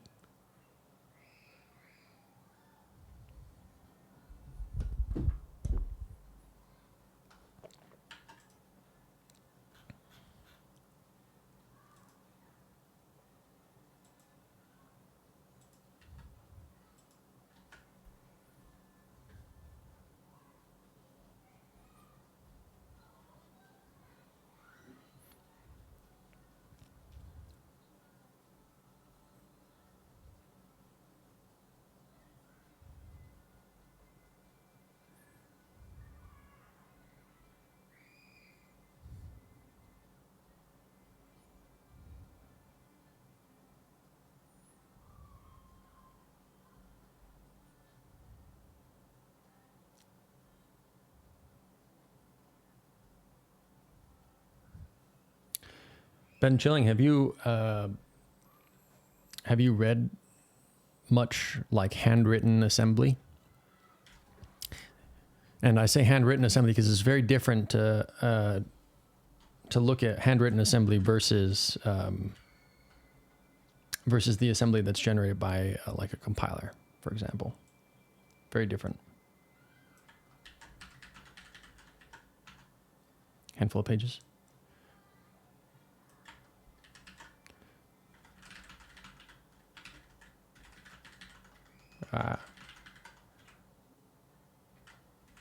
Oh, we probably want to clean that up, actually. Yeah, I had a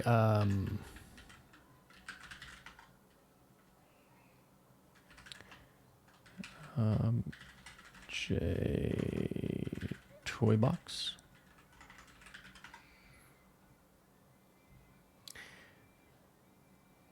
A while back, I was writing a lot of 7 years ago. Oh man, it's been a while. I was writing a lot of Clojure, and I felt like getting back to writing something native. And so I wrote an HTTP server, a static file server in x86 assembly using NASM. And so this doesn't use libc at all, and it doesn't make any dynamic allocations, but it can it does parallelized request handling to serve static files, and it's all written in assembly. But the cool thing about this is it reads. It's pretty straightforward to read, I think, as well, because it's carefully written. And so if you've ever done like socket programming in C, this might be an interesting sort of thing to read through. I like my style of writing assembly, and in particular, I do a kind of indentation style that introduces scope. So here, for example, when I allocate space on the stack, not only do I document the what I'm allocating space for, and I actually put the C type of what that would be and a name for it. But then I indent everything from there as well. And so that way, like once I finally pop these values off the stack, then I'm going to decrement the indentation level as well. But similarly, I push these guys on the stack. Everything gets incremented here, and then it's not indented after each push because these are all like logically pushed together as one operation. But anyway, like when you look at the C code that is equivalent of doing this socket programming, it's not going to look too dissimilar from what this assembly is going to look like. Of course, like when you're writing assembly, you can things can get pretty complicated pretty quickly. Here, this is just x86 assembly, so we're not taking advantage of x86 64, and also handwritten assembly that's like really optimized for performance is going to be doing some trickier tricks than something that's written in a more straightforward fashion. But if you just compare like straightforward C with straightforward handwritten assembly, they're pretty similar. But yeah, if you want to read something that is, in my opinion, like easy reading for assembly, this might be a good one.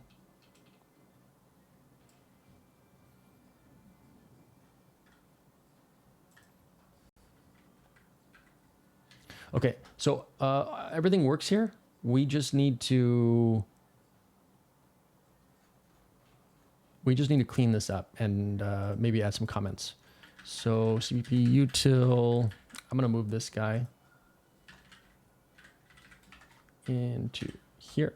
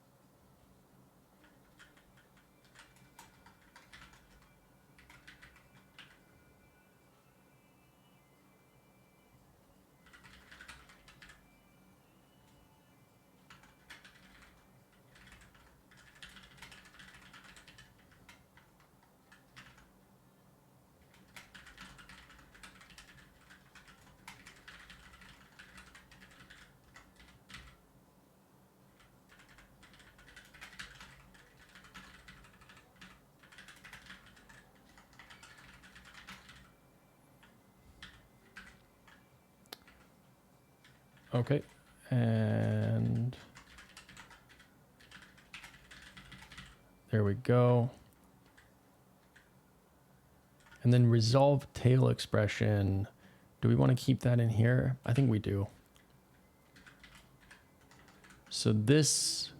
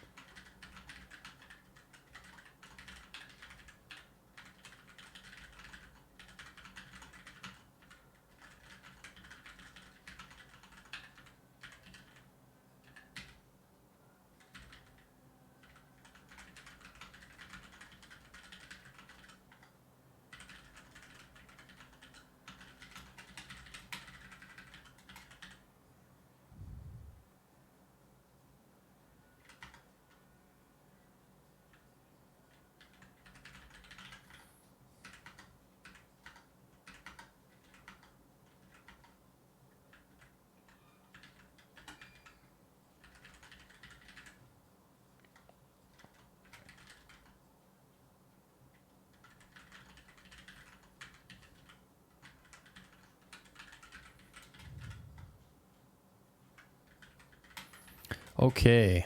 So that allows us to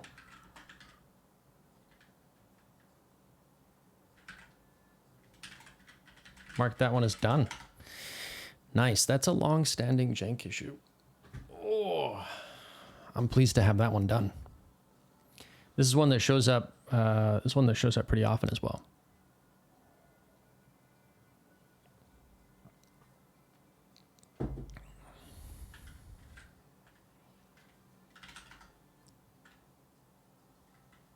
Because this sort of pattern of like, okay, I want to loop with a native value and then like return a native value and then recur, super common use case. All right, let's see. So printing exceptions with the JSON lib throws line run. I see. So we're getting a crash when we're dealing with an exception from the JSON lib.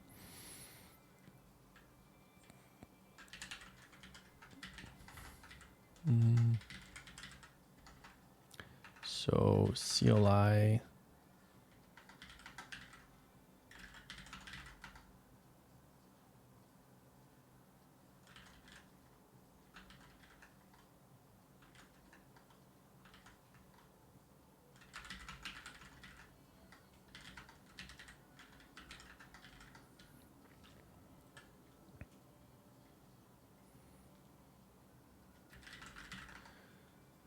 Okay.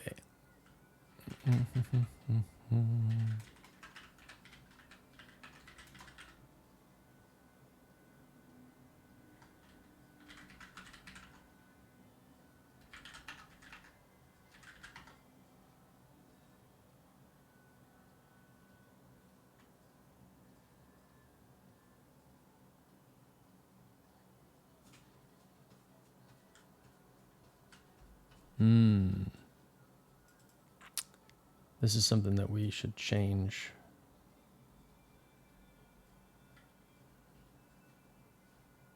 And then also, why did this not work with foo? Was it .foo? Was that why?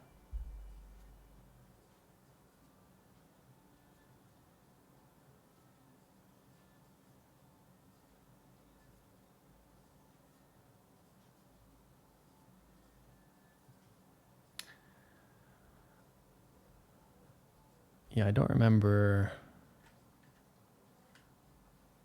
But this we should change. So that's already, we're on a, we should go on a side quest now. Name should not be a pending flag.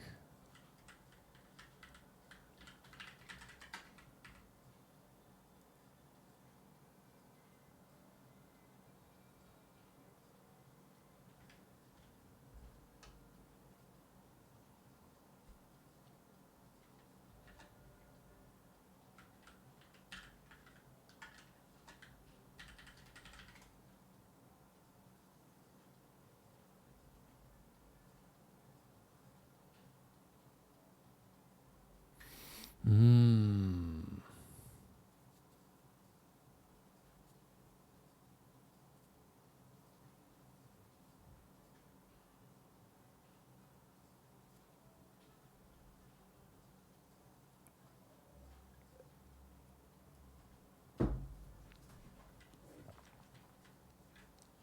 I'm not sure how we want to handle this.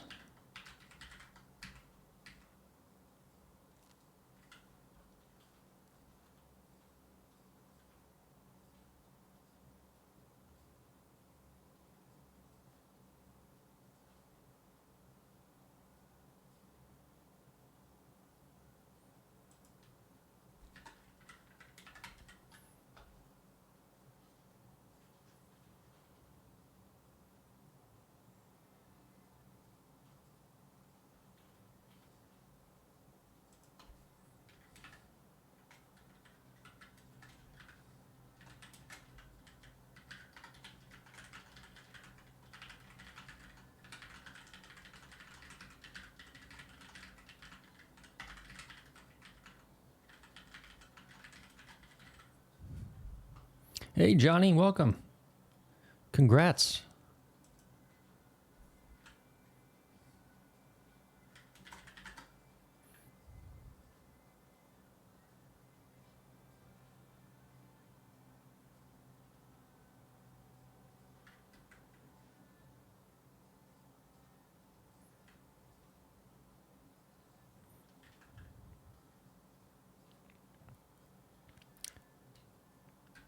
How did the celebration go?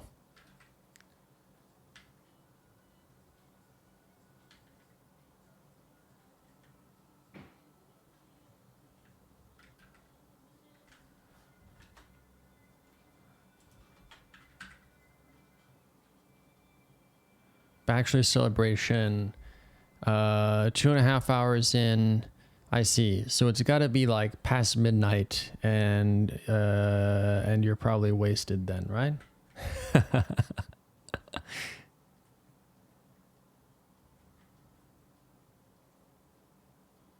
Like 1:30 a.m. Yeah. Nah, you're fine. Sure, sure, sure, sure. Don't drink much in general. That's fair.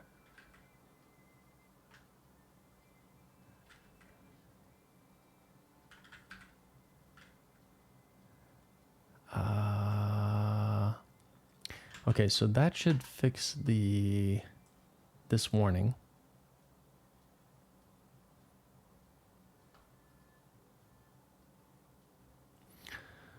But we can also fix this.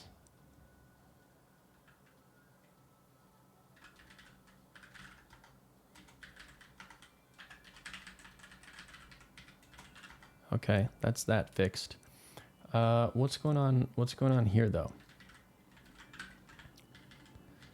So we'll hop in here. JSON query source main. Oh, because that's commented out. That might do it. That might do it.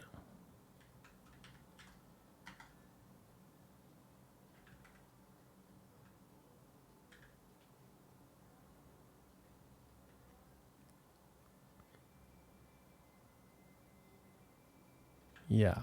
Okay. Okay, right. And then we had this. You know, I swear I had a stash because I did fix that CMake thing as well.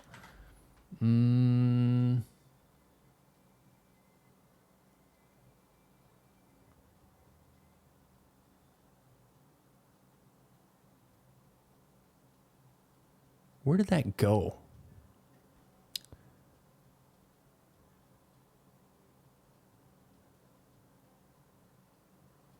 Where did that go?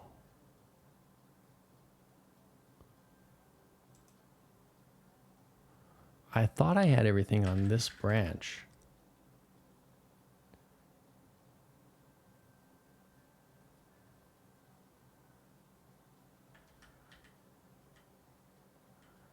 But I've actually merged in main. Am I working on? So I have been working through the usability issues that we found last stream when we were writing some example software in jank. So last stream we wrote a command line application that queries JSON files in jank, and we had like a standalone project for that. We could compile that to a standalone executable and run that. And then we also spun up a OpenGL application with GLFW and IMGUI. And when we were doing both of those, I noted down a big list of things that we ran into. And that's this list here. And we've just been chipping away at those because all of those are just usability things that that people are running into when they're trying to make software in jank. And I want to get rid of all those so that the usability is better. So hyped to try jank. Nice. Yeah, with the I was telling everyone before, the thing I'm most excited about right now is the native build system that we're working on, and we have a set of packages that we're already filling out for things like OpenGL, GLFW, Raylib, IMGUI, FTXUI, bunch of C++, C and C++ libraries that we're just making really easy to make available in jank, so people can just jump in, add one line to your dependencies, and then get going. I find that really exciting. I really like how that's coming together. And Kyle's the man who's doing a lot of heavy lifting there.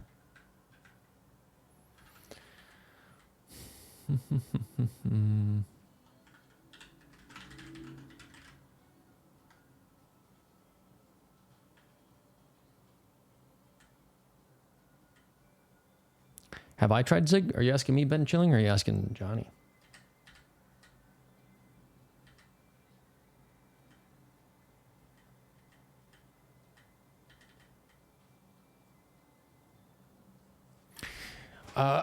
I have not used Zig. I've looked into it, and we've done some Zig related stuff, like we watched an interview with Andrew Kelly a few weeks ago on stream. So I really respect Andrew Kelly. I think he's doing some great stuff. But I've spoken with him. And I've spoken with him personally to get some advice on building language communities and starting nonprofit and everything like that, because Zig is kind of doing a great job of what I want to do. Obviously, jank is a different language than Zig.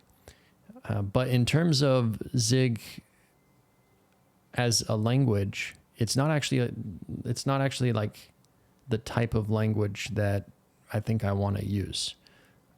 So I really like a lot of his goals, especially around kind of the modern take of data-oriented design and laying data out, for the CPU, telling the CPU what you want it to do. It's kind of a different take that is more aligned with the current hardware. But Zig is very C style, and it's kind of like the modern C, and Andy's clearly trying to replace C.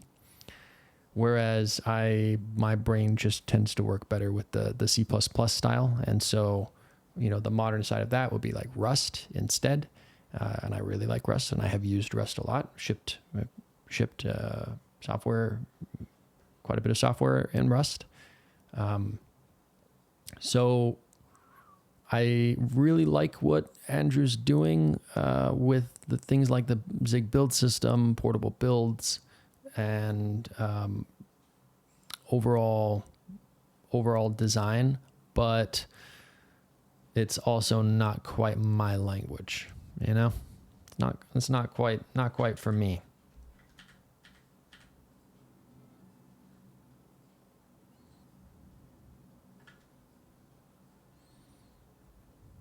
What's the C++ Rust style?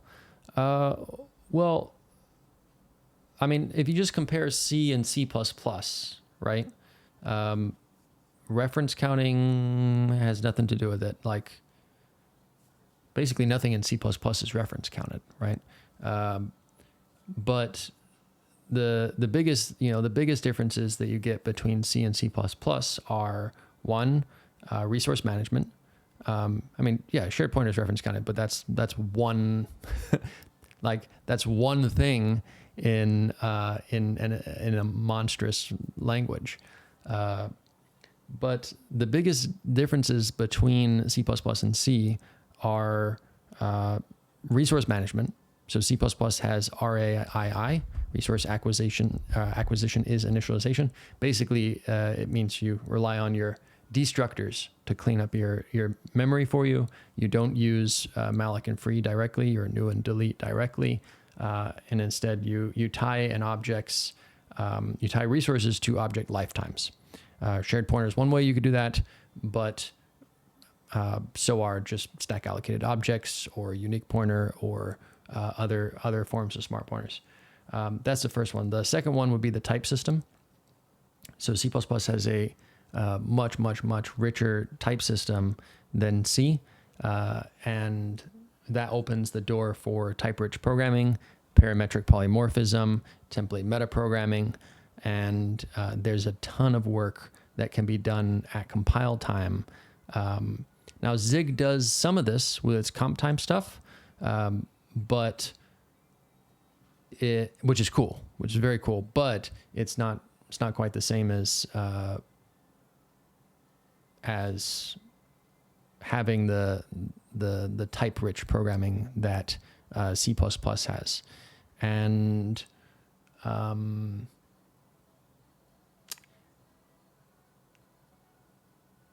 are those the two big differences? I think those are probably the two big differences.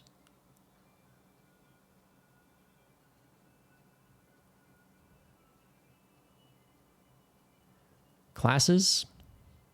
No.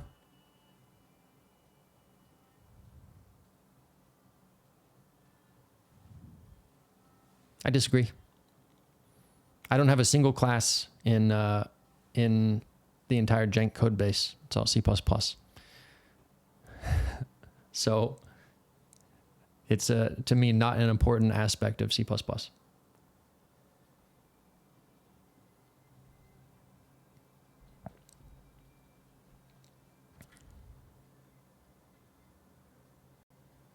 That is the class keyword we don't use at all.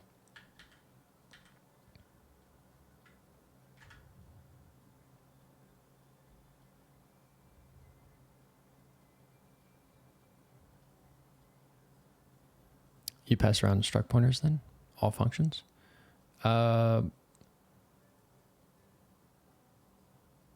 Basically, yeah. Like we have the occasional member function with like virtual dispatch, but it's but like the jank code base is not object oriented. I don't like object oriented C++. I've done that enough. And so yeah, we like the C++ I write is very it sort of balances between procedural and functional, where yeah, it's either like some functions that you're passing structs into that are then just mutating those things, or it's functions that you pass structs into that are pure. But either way, it's mainly just functions and structs. Hey, Renpont, welcome to the stream. I hope you're doing great. Yeah, where did that go? We did some work last time. I don't know where the fuck it went. I thought it was on this branch, and it's not stashed.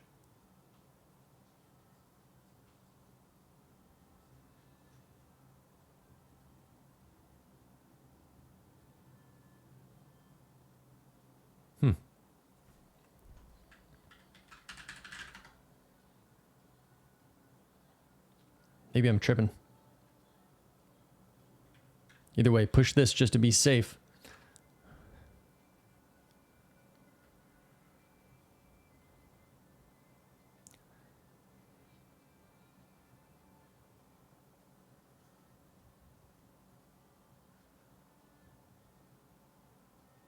Do you have global state, or is your state a directed graph?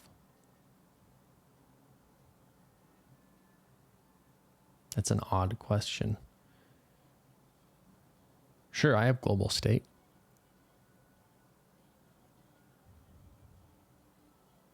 Closure, the closure runtime depends on there being global state.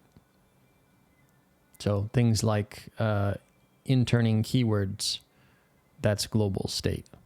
Things like the namespaces that exist in the runtime, that's global state. The vars that are inside of those namespaces, that's global state.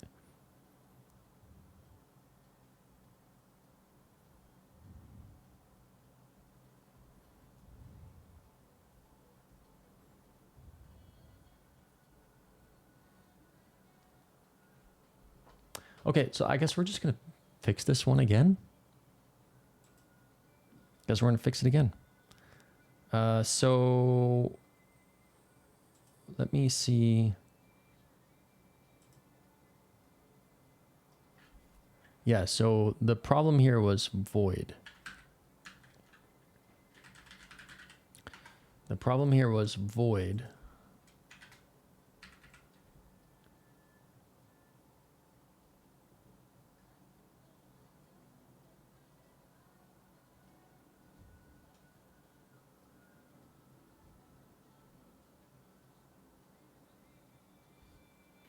Oh, it's probably because we're doing, because we have to get the non-void type.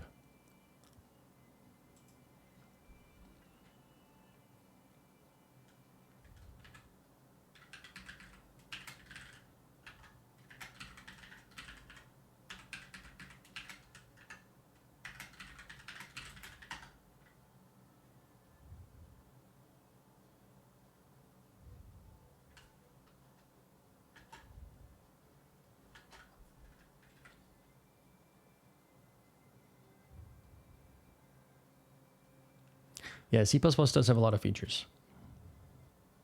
That's one of the philosophical differences between C and C++ as well, is whether or not a feature is added.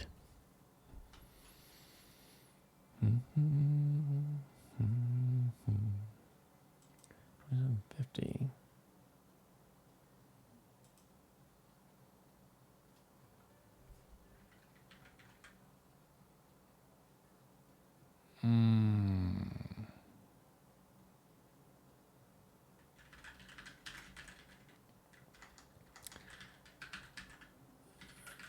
Non-void expression type, but I don't just have a non-void type.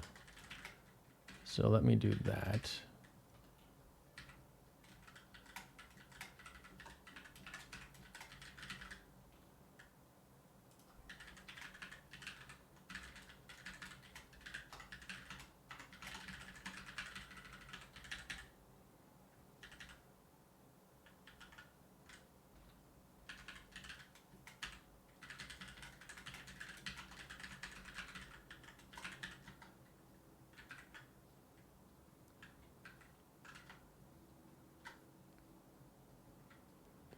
Use a lot of templates in this project? Yes.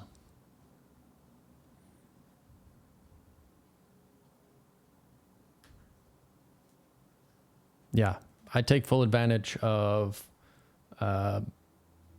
template metaprogramming and C++20 concepts as well in jank. It's quite crucial to our implementation. I need to change my function call here.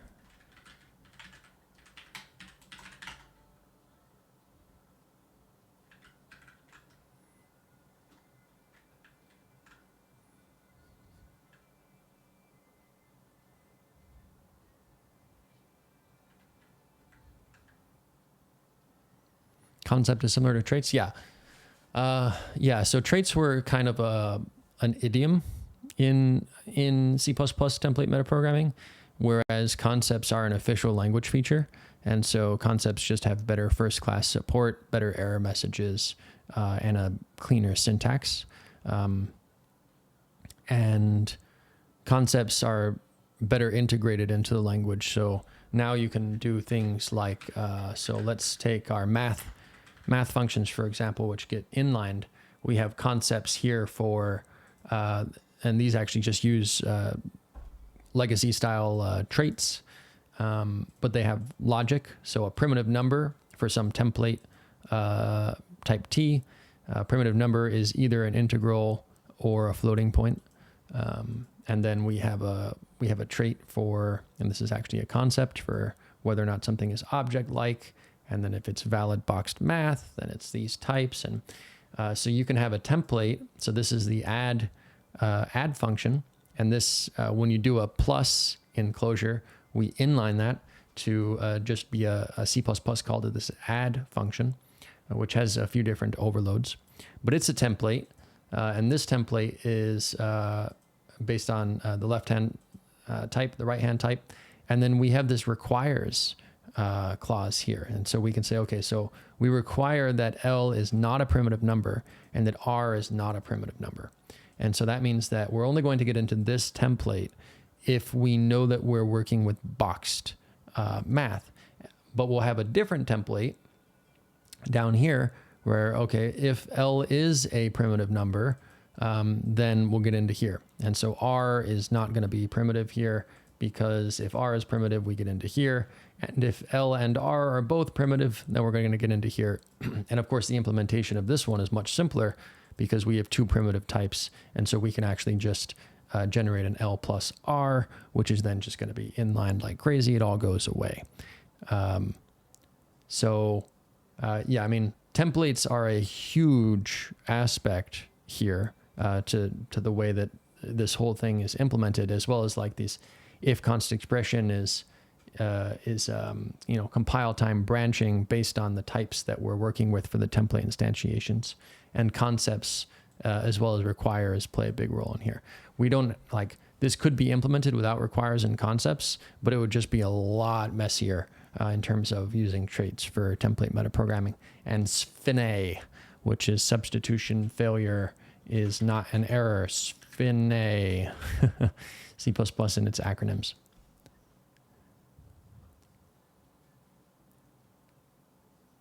Concept is some kind of rule for what a template can be. Concept is a predicate. Basically, concept is a compile time predicate.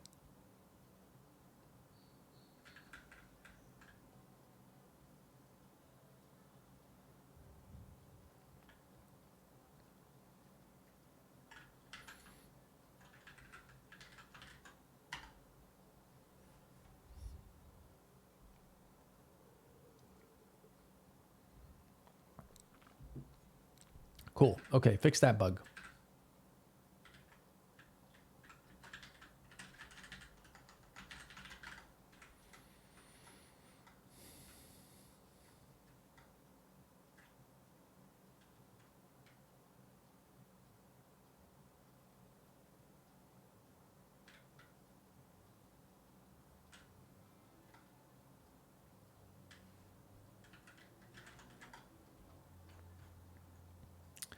All right, let me just commit these changes here.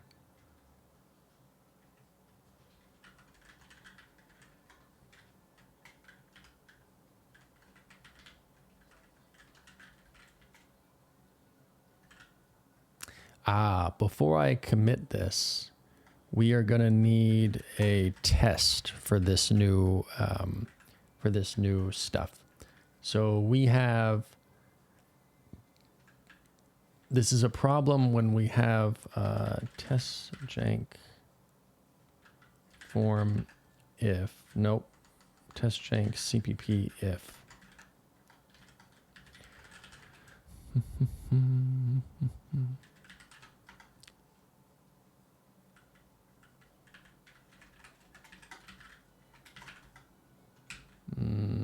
Void branch.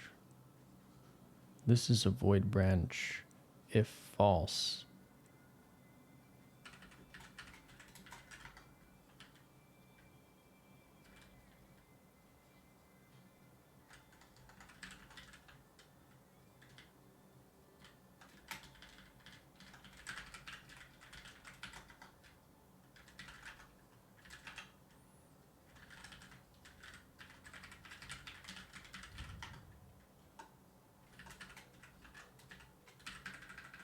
This is pass void, then no else. Whoop. Then no else.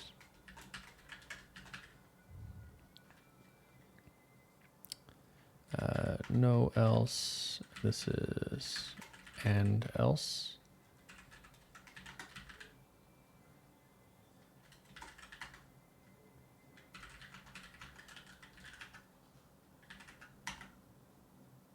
Cool.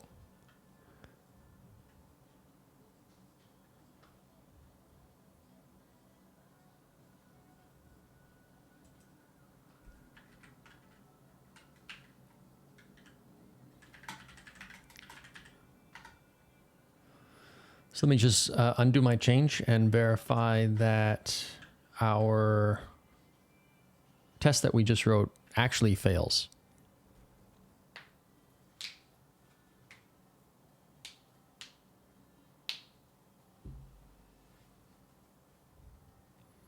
Wonder if there's a language with compile time holes for variables that are constant folded at runtime using self-modifying code with patching tables. Getting kind of in the weeds there.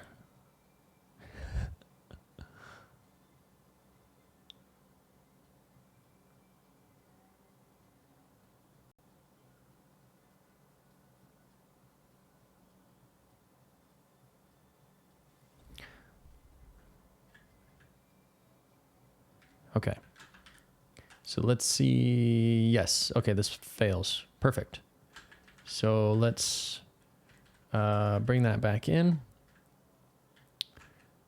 And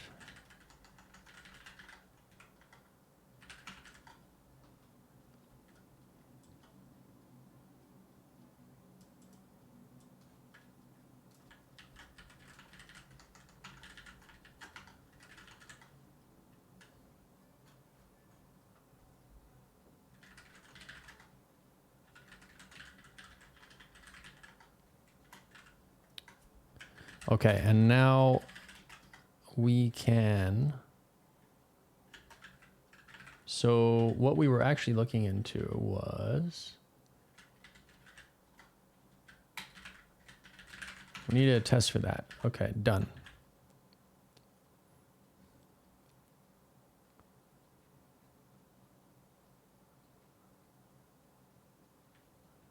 So now we're back here. So we had an exception.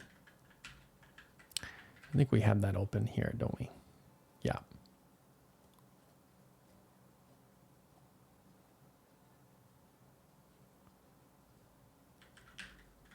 So I believe we can reproduce our issue by just doing this and doing a meow. Because we don't have a meow at the top level. So we should get an exception.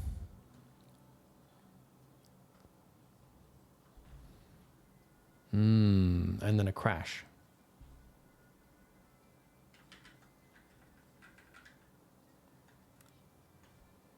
So can we get, oh, that's not going to work.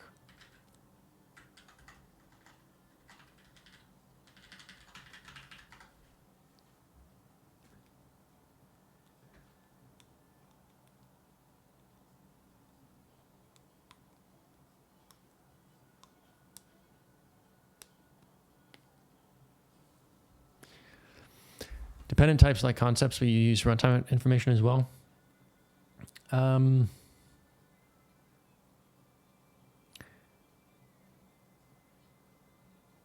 Yeah, kind of. Dependent types, my understanding, although I'm not an expert on them, is that you're just carrying additional information about the type. And that information can include runtime information. So, such as the range of a type. This isn't just an integer, but it's an integer that can hold a value between 10 and 20 inclusive.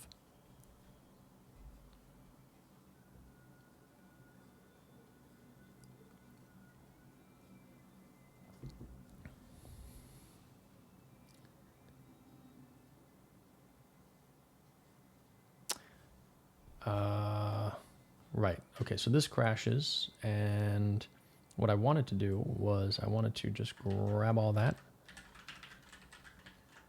Ah, right. We wanted a way to easily run, and we didn't note that down. So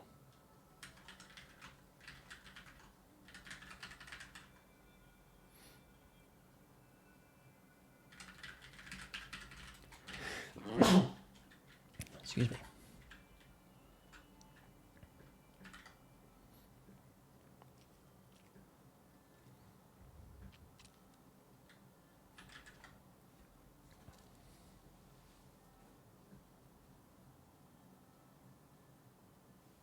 So here we just get an uncaught exception, and we have a seg fault trying to print out what that exception is. What is E? E is some reference to exception. 555, that's a stack allocated address. If we do an E dot what? Nice.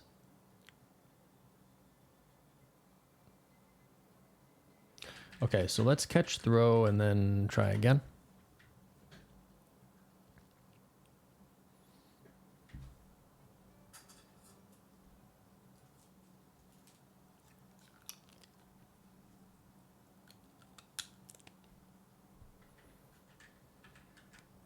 Okay, so here's our catch point. This looks about right. So we are about to do, so we're in main. We can see we're actually in main.jank line 18. Let's take a look at that. Line 18, we're right here. Lovely source information for jank files. And then we get into here, we have our key, and we throw. That is fine.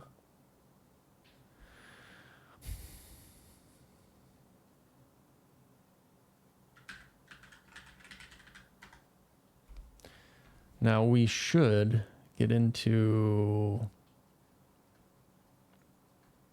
so we're in run main right now.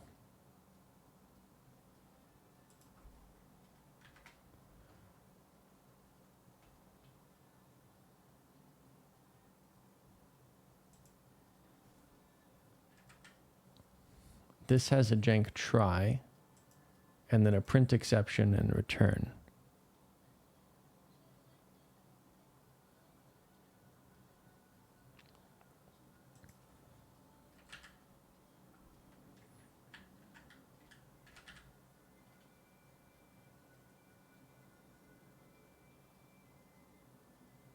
So print exception is what we get into here.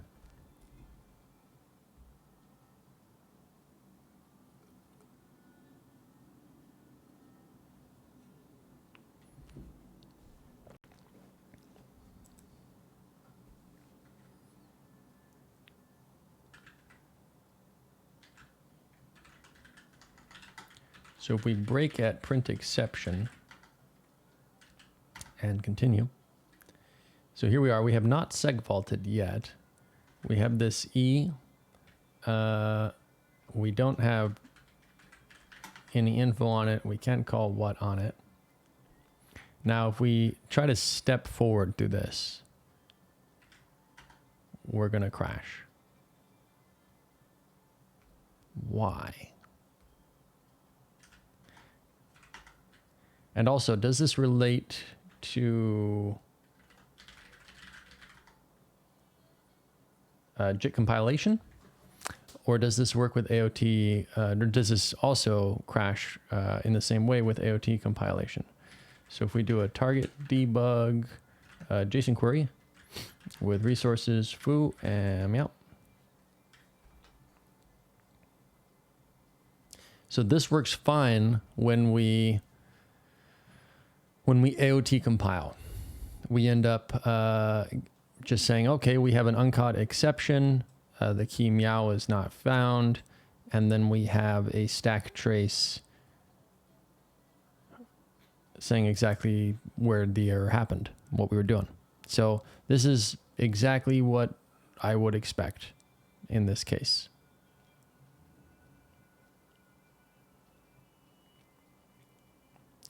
But when we do it with JIT compilation, we end up with a crash because there's something up with our exception.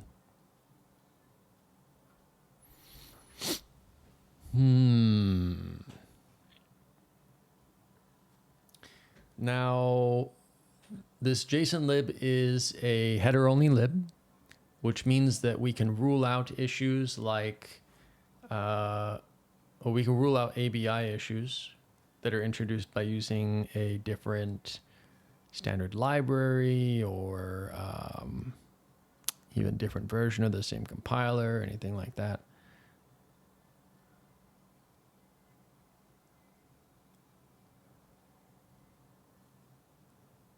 Because it's header only, it's being compiled in the same JIT session.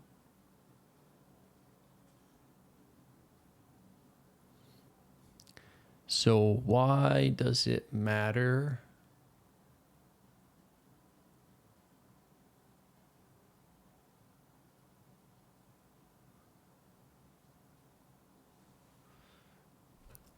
$22,036.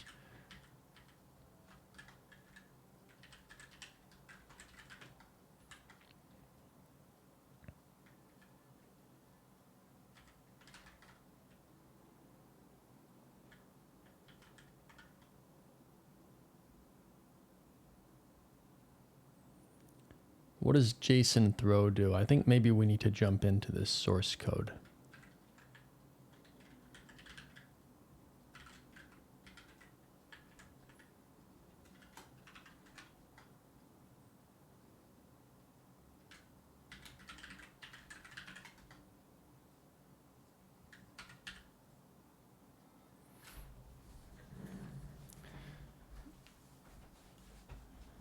So JSON throw is actually just going to throw the exception, okay? And the exception is going to be out of range, create. What line are we on? 22036.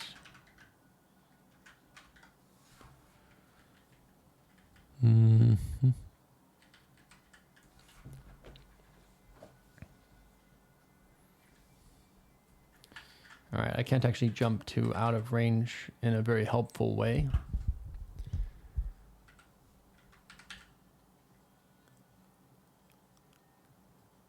Okay, but out of range inherits from JSON exception, which inherits from public standard exception. So we do have a standard exception.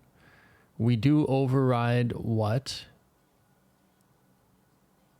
to call m.what. What is M? Won't allow me to jump to that. M is a runtime error.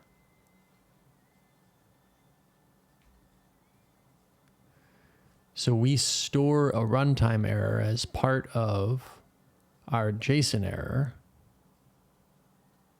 as part of our JSON exception. Man, this thing's weird.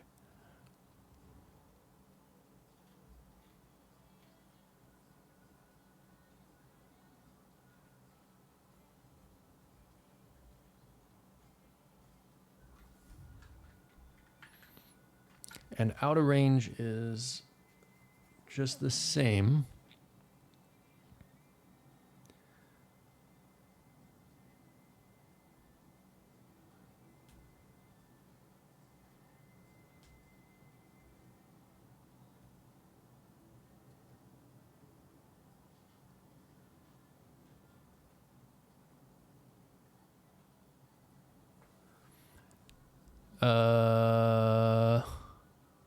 We're grabbing the C-stir from W here.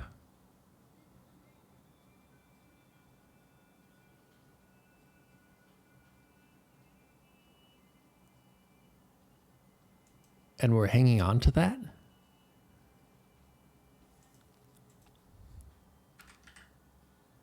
This takes a C-stir.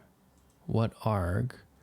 This calls this constructor, which then constructs M, which is our runtime error, with the C-stir.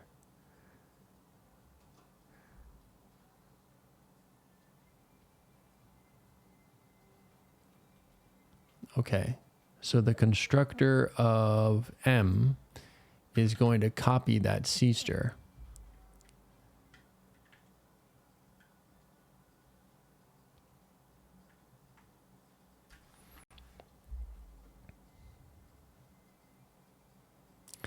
Yeah, this looked like it might have been undefined behavior, but it's not, because this will end up being deep copied during the construction here.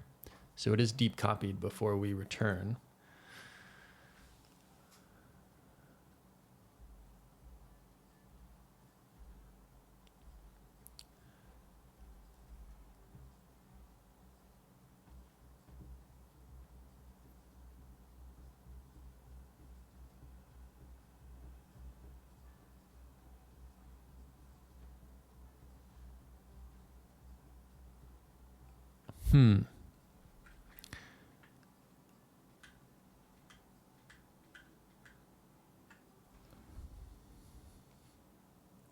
I wonder here, let's just say, hypothetically, that we did instead we did a JSON throw, standard runtime error, meow.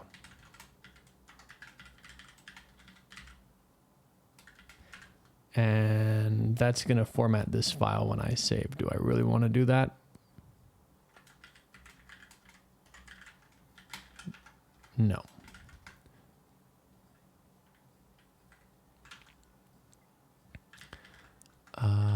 So let's quit this and let's run this again.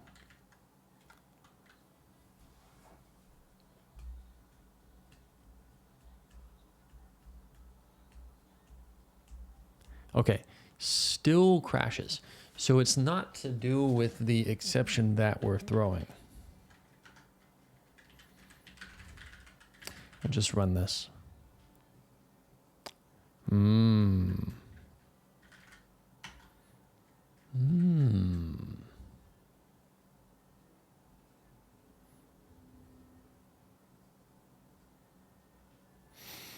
Okay. That is good to know. But why? I mean, let's just say that we have something like this. And we do a throw.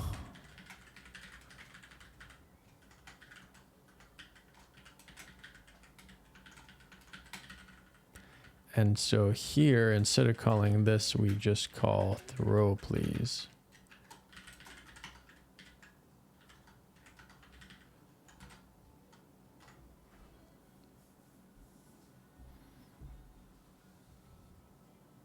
If you program defensively, you can be safe in any language dependent types.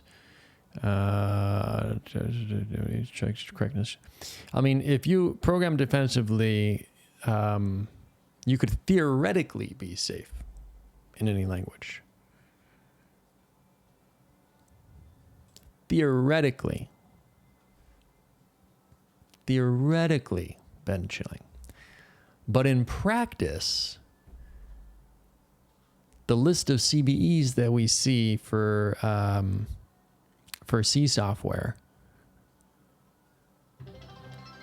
by good devs, smart devs who are doing their best to code defensively, shows us that just trying to code defensively is not enough.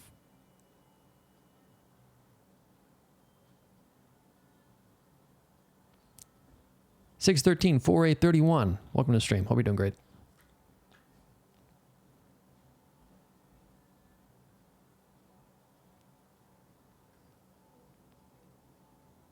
Also, that was the follower goal achieved.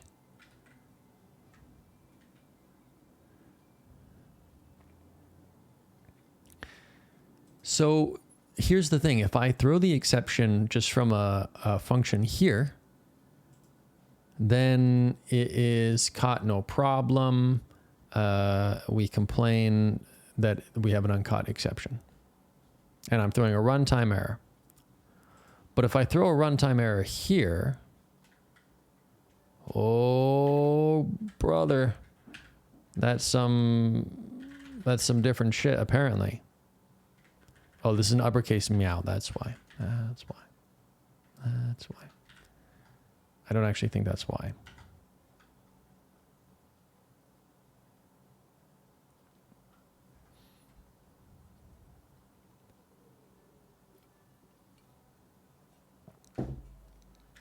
Wait, that was right. That didn't work.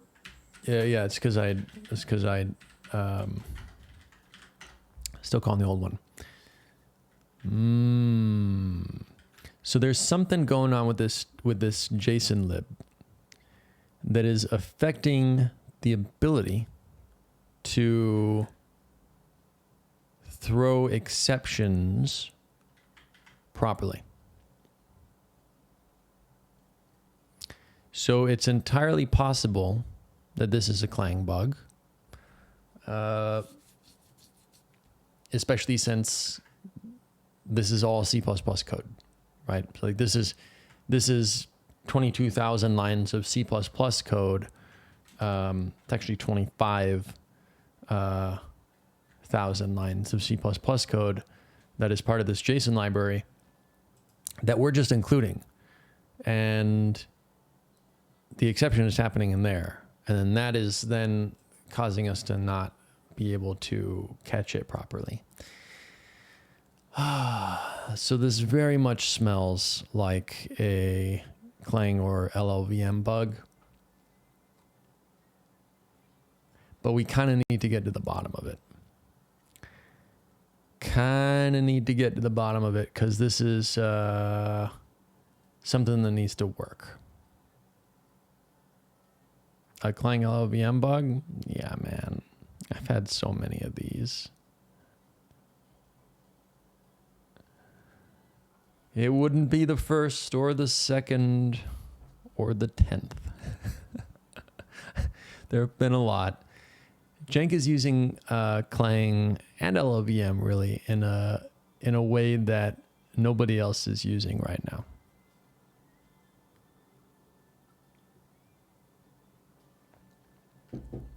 And so that has led to a lot of bugs. I think LLVM is really is kind of quite reliable if you're following the happy path that everyone else is following. But if you're at all trailblazing, then all bets are off. So how do we want to mess with this right now?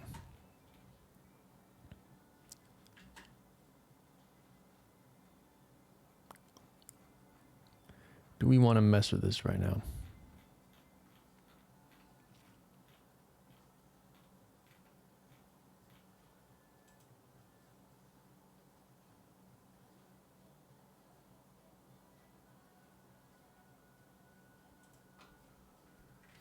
I think that the one thing that we could do is just to simplify all of this. If we were to just yoink this guy out and whoops and not do that, then we can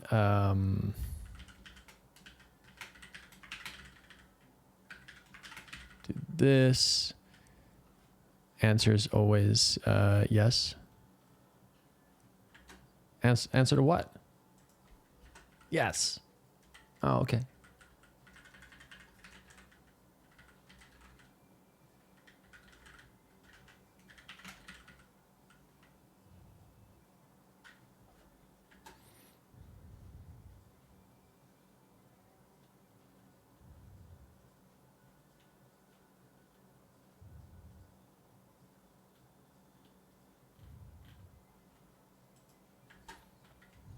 I want to mess with this right now.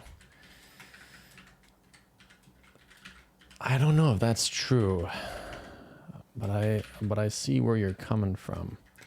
So what if I do a standard string? Okay. So we'll just try to trim this down a bit. We're not there, we're over here. And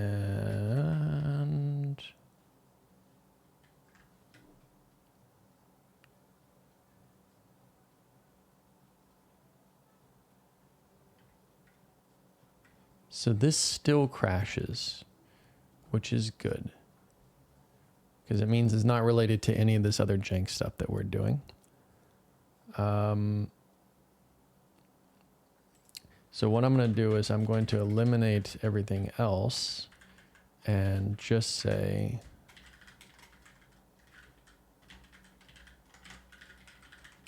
this.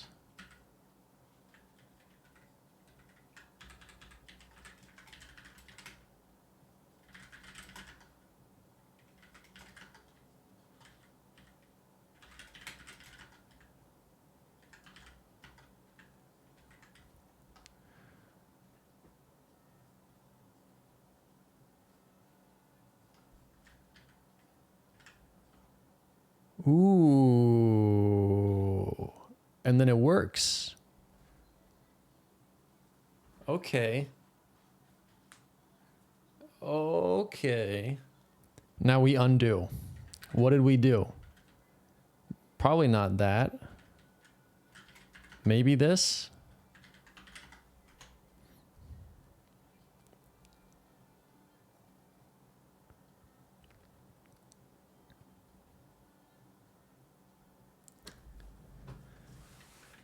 Interesting.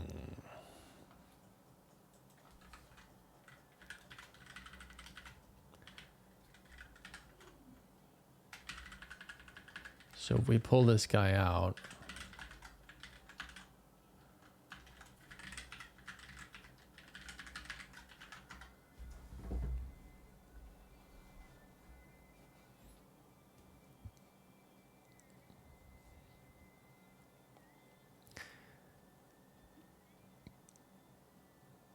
so we're building a standard string. We're doing a vec2 at with the standard string. Now, is it because it's a standard string? It's at with a standard string. Yes. Because if at is a C string, then we don't, oh my God. Okay, that's fine. We're getting somewhere. So at here, where were we? Right here. So at here is usable as basic JSON key type is a, that's not helpful. Let me do this.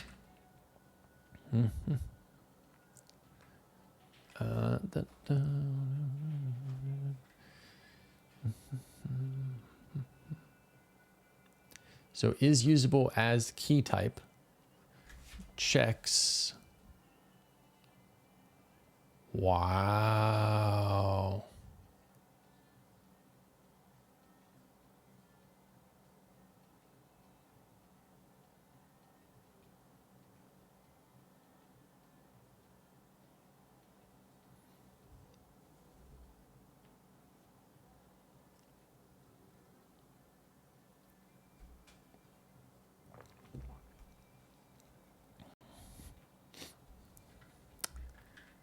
So here's what we'll do. Let's do a catch throw right here. We're gonna see where we were. Right here. So we're on this frame, and I'm just gonna save this inside. So this one works.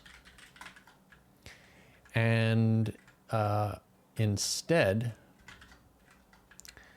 if we were to change this, so I'm going to comment this out.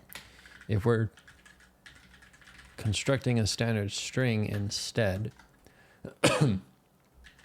Catch, throw. Now we're gonna have a different throw point, which is right here for this one.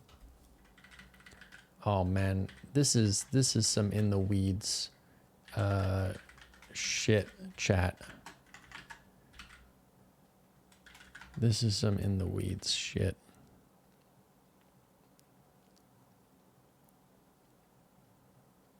Okay, so 2236 or 22036 and 22057 is the difference. So 22036 is right about. So this one.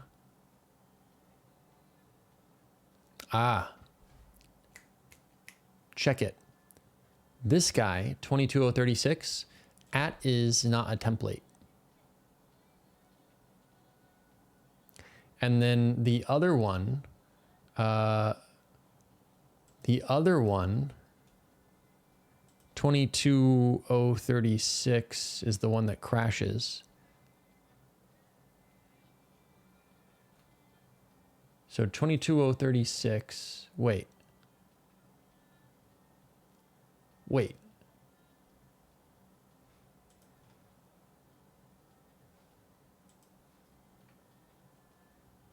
But we were here before. 57.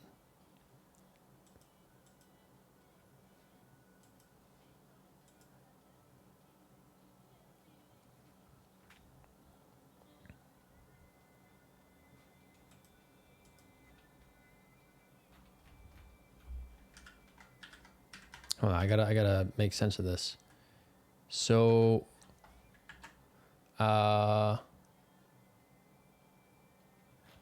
hey, Kyle. Good to see you, man. I was tooting your horn earlier. Were your ears ringing? I don't know if that expression works.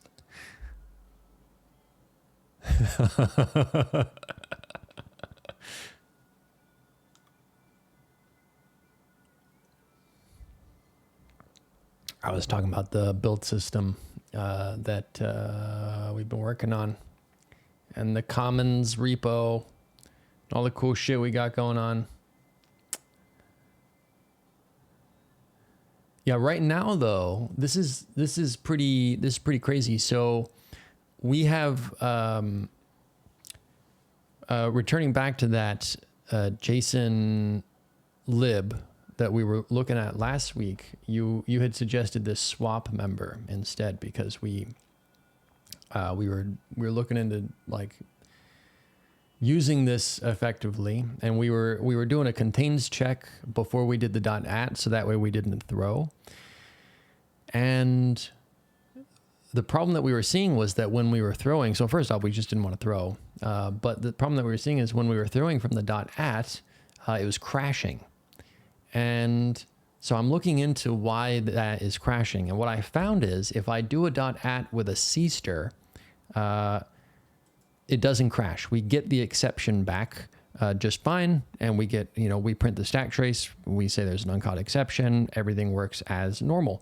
But when we do the .at with a standard string, then we end up crashing while we're trying to print the what of the string, of the what of the exception. So when we try to do the virtual member call of what, we end up crashing because presumably the reference that we have to the exception is not valid. And so I'm trying to pinpoint, okay, so what is the difference? Because we're obviously ending up in a different overload of at. What is the difference? And this is most likely related to some sort of like Clang bug that I'm guessing that is, well, it might be an LLVM bug, but tied to exceptions thrown from like just-in-time instantiated member function templates, something like that is kind of the direction that we're going right now. But yeah, I got to make sense of where this is actually being thrown from. So let me double check. If we throw using a C string like so, and we do a catch throw,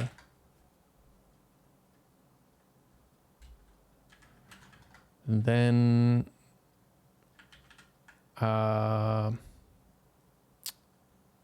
we're throwing this guy right here.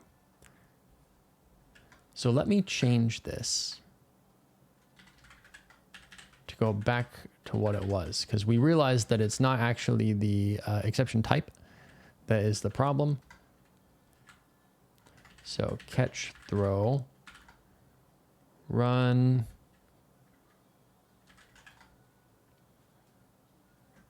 All right, so 22056, and if we continue here, oh, we do segfault.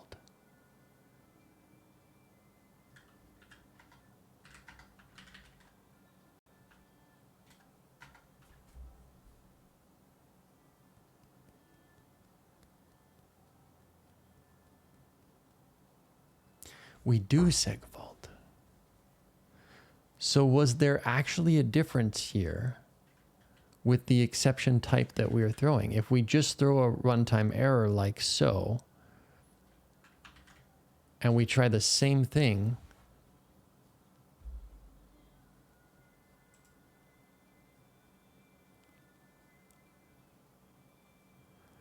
lifetime issues, literal string versus heap standard string.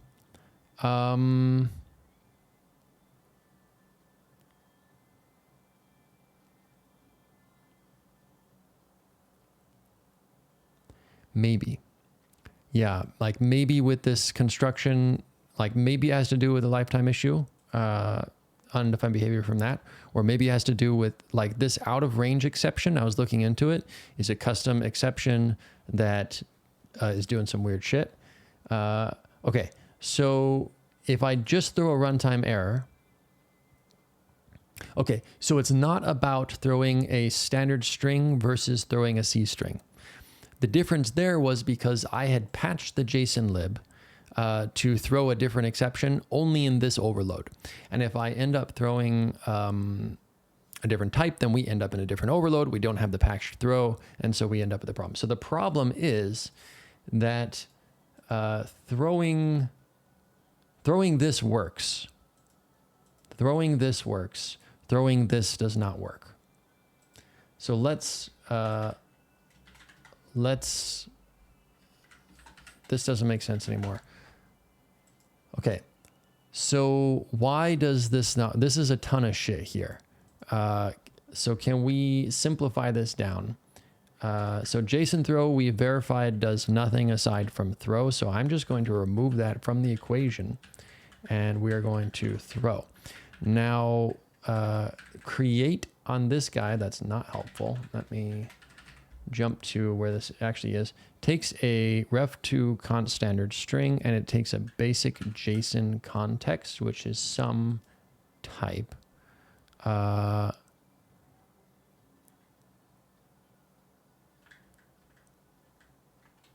Yeah, it gets a this pointer.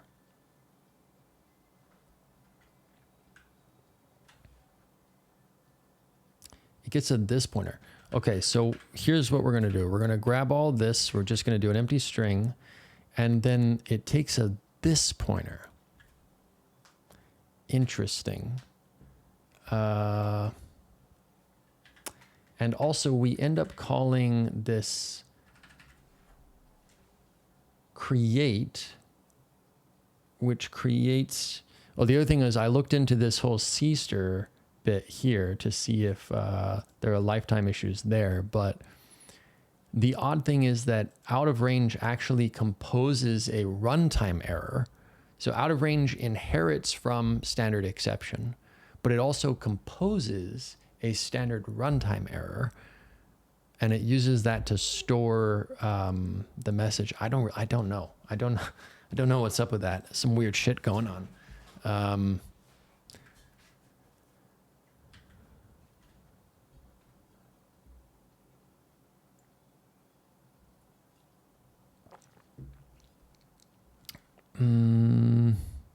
We use this context for diagnostics.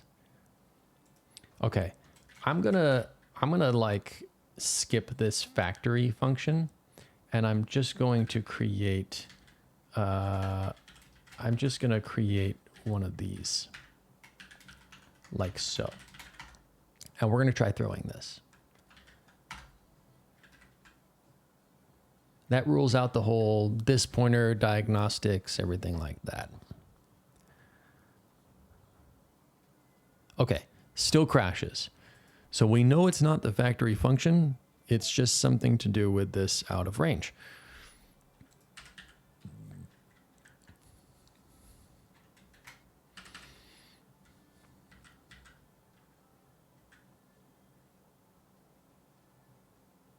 So out of range inherits from exception. And exception is this guy. Exception inherits from standard exception. I'm going to comment this out. I'm going to jump back to here, and we're just going to throw an exception.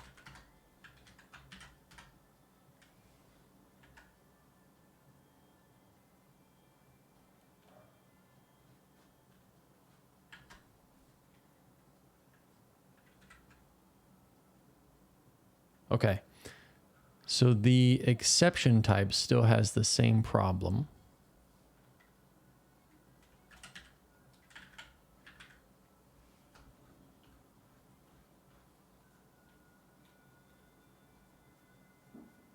The exception type inherits from standard exception, does an override of what?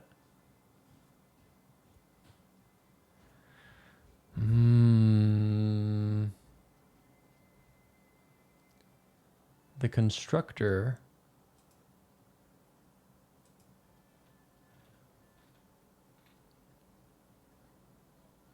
this is the weird thing.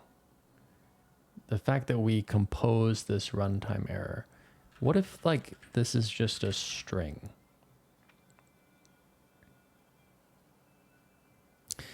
The char for what arg doesn't become invalid when the string it was from goes out of scope. Well, the thing is that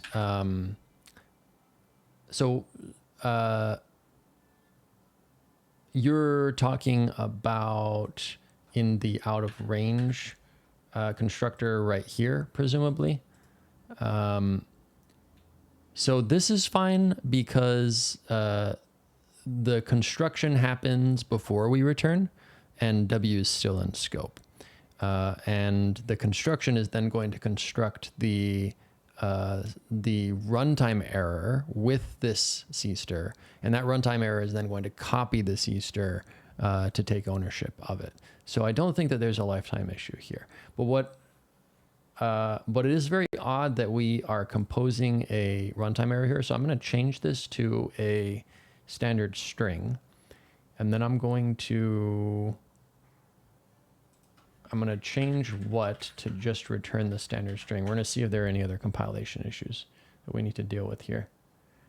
4516. I need to do a CSTR on that.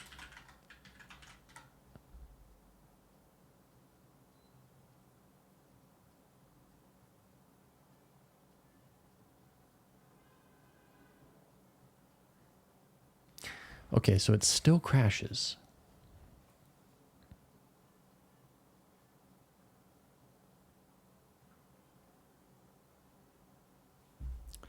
So I wonder if we were to just throw like out of range, which is a C++ type. So we have out of range. I think it just takes a string for its constructor as well, but yeah, given message. Okay, so if we just construct an out of range,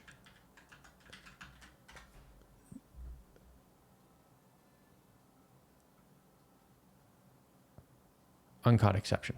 Okay, so it's not that the problem is like we're throwing something that's derived from standard exception. Clearly that's fine. And so what if we throw a my out of range, and we jump back to out of range here, and we define our own. So we'll say struct inherits from standard exception, and then we need to override what? So let's do that.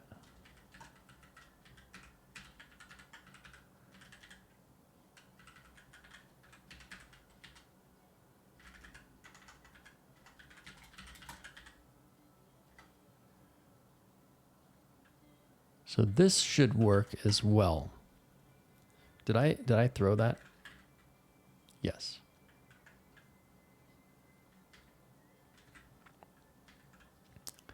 All right, I want my out of range. And also my out of range doesn't take a constructor argument.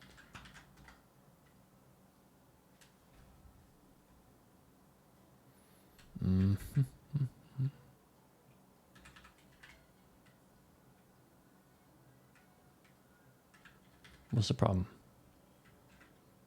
Did I forget a semicolon? Yes, I did.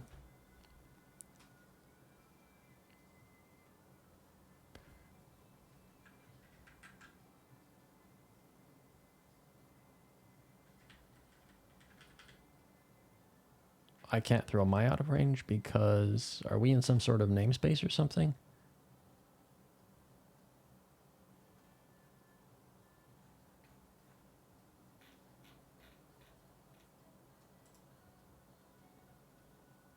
Yeah, we're in some sort of detail namespace.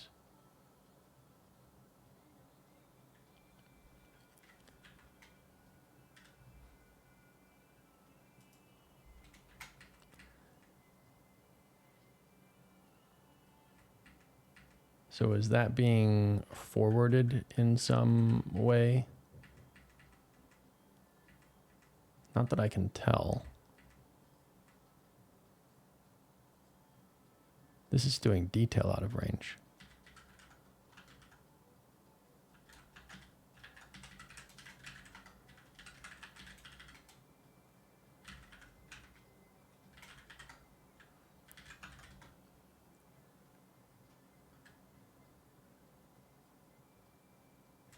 Okay. Okay, so then the problem is inheritance. Okay, so can we actually rule out the JSON lib entirely?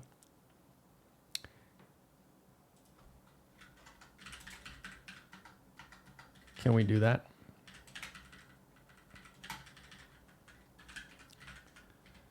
So can we just do something like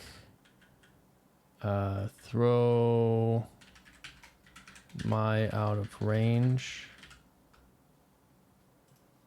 Because that crashed, yeah. So then can we just do a throw?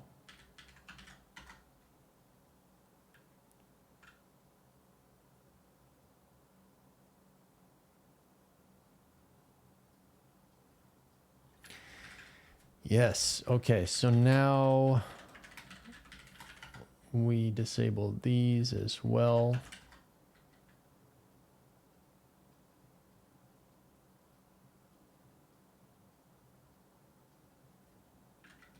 Okay.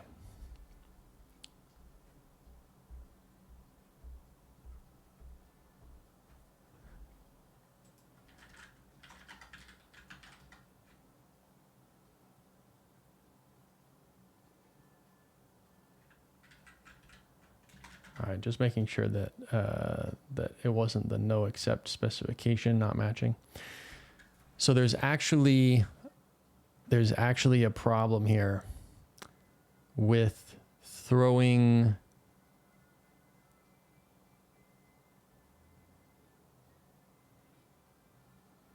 okay.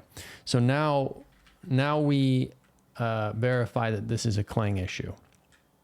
And we do that by doing this. Hey, Kinslayer, thanks for the streak. You're on a roll.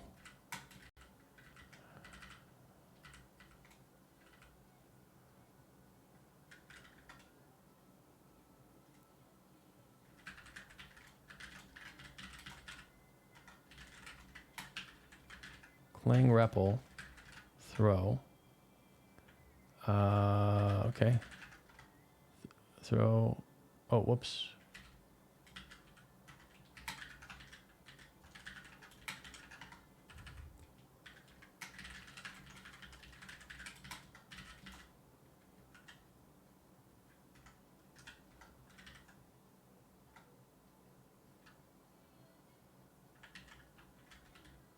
Why is that not, isn't it exception?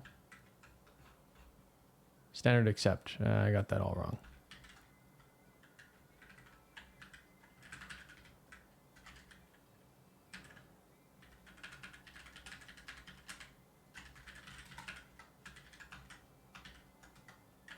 Nope.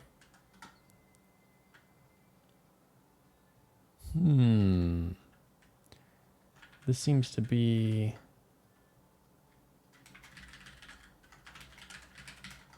Yeah, okay, that's not working. Where's that coming from? Okay, Clang REPL from Nix is not working. Otherwise, I could reproduce this problem.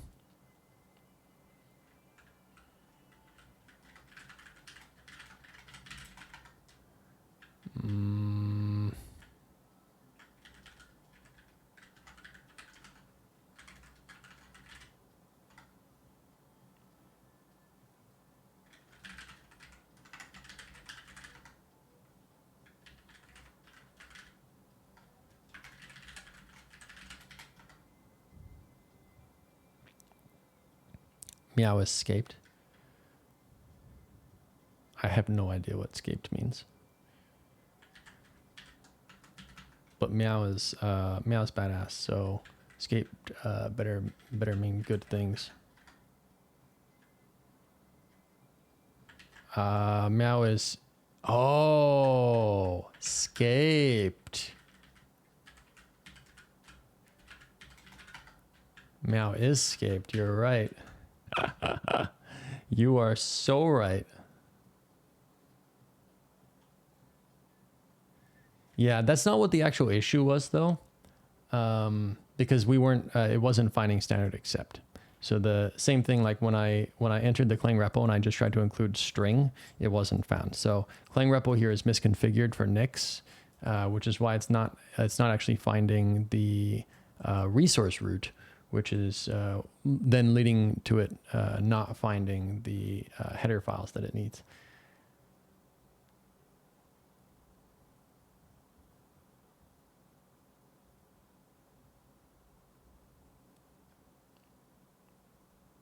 I appreciate that though, Vicente.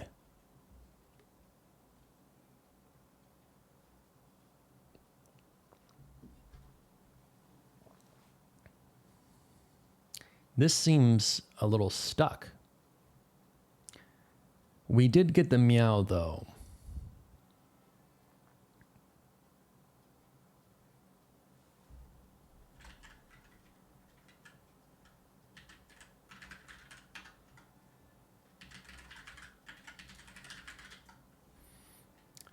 I wonder if it's just stuck because it's doing REPL stuff. So if I just take each of these lines, put it in, are we fine? No, we're not.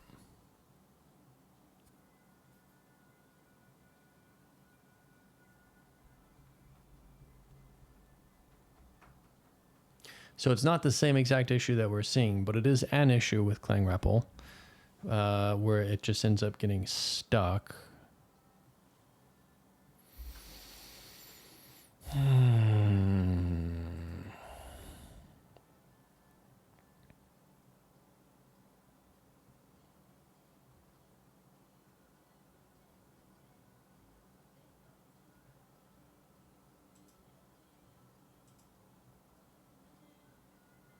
Oh, there it goes. So yeah, it does indeed crash. Okay, does this crash though, I wonder? So that took a minute to crash. Does this crash if we throw instead a standard runtime error?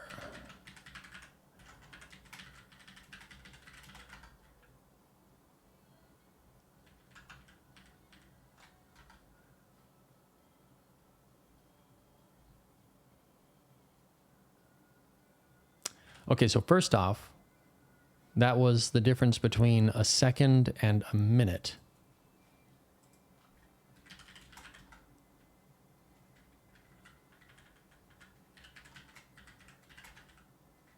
Let me yoink this and then go back.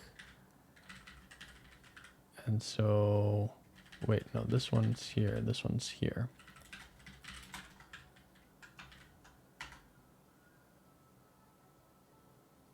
Okay, no, that wasn't slow. That was, maybe it was just slow the first time. Just had to let it work itself out.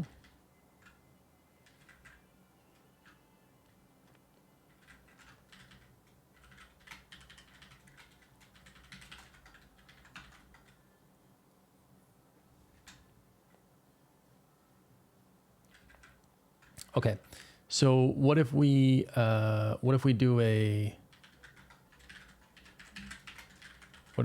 catch? So we'll do a try throw please catch exception, and here we want to do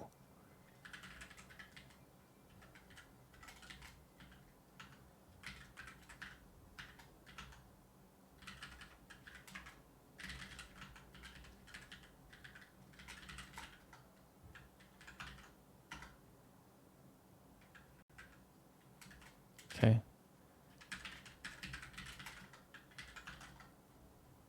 Okay, so meow works fine there.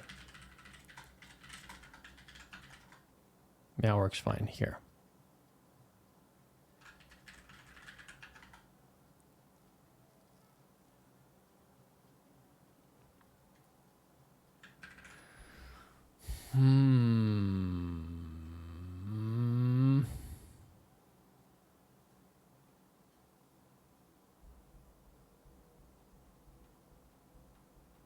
So this isn't quite the same test, because in our test, the catch is AOT compiled as part of jank, and then the throw is JIT compiled as part of the code that we're loading.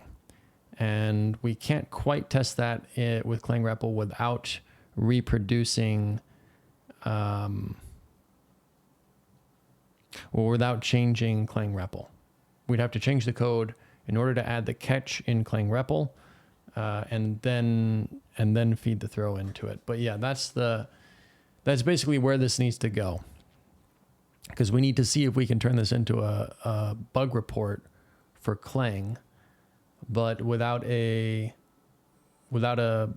simple repro for Clang REPL, that's not going to fly.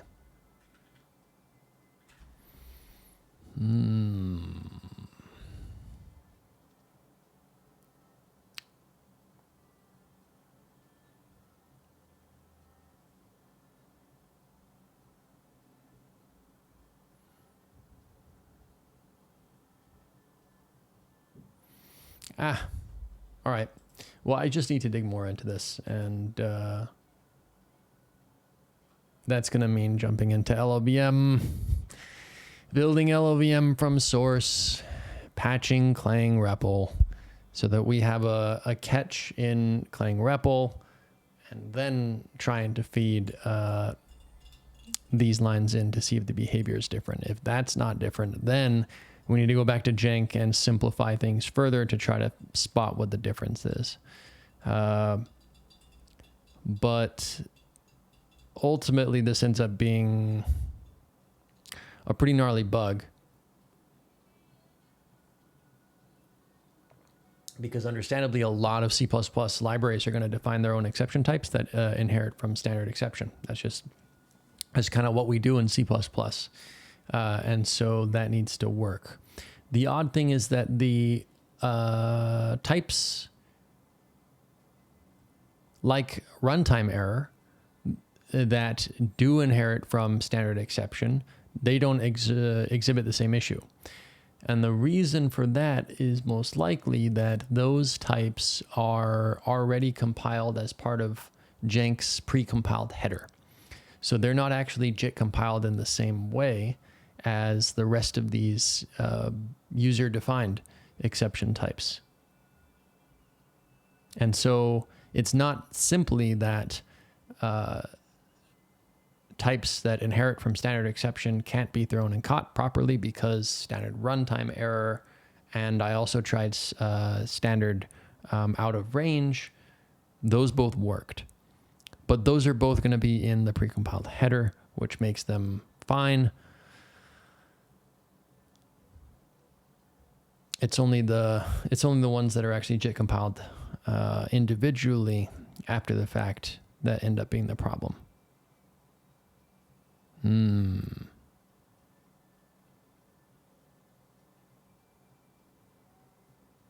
But if we have a JIT compiled catch, then that should mean that if I did a try catch here, well, so first off, let me verify if I want to get out of my distro box, because I was just in an Arch distro box to get that running. If I do a line run here, this should trigger the crash, and it does. We don't get a stack trace. So yeah, if I bring in a catch of standard exception here, and I print what on that, what happens? Aha! So the theory's right. The theory's right. The problem is it's an AOT compiled catch and a JIT compiled type that inherits from standard exception and a JIT compiled throw, and the combination of those two things ends up being the problem. If you throw in a JIT compiled catch in between, then we catch no problem.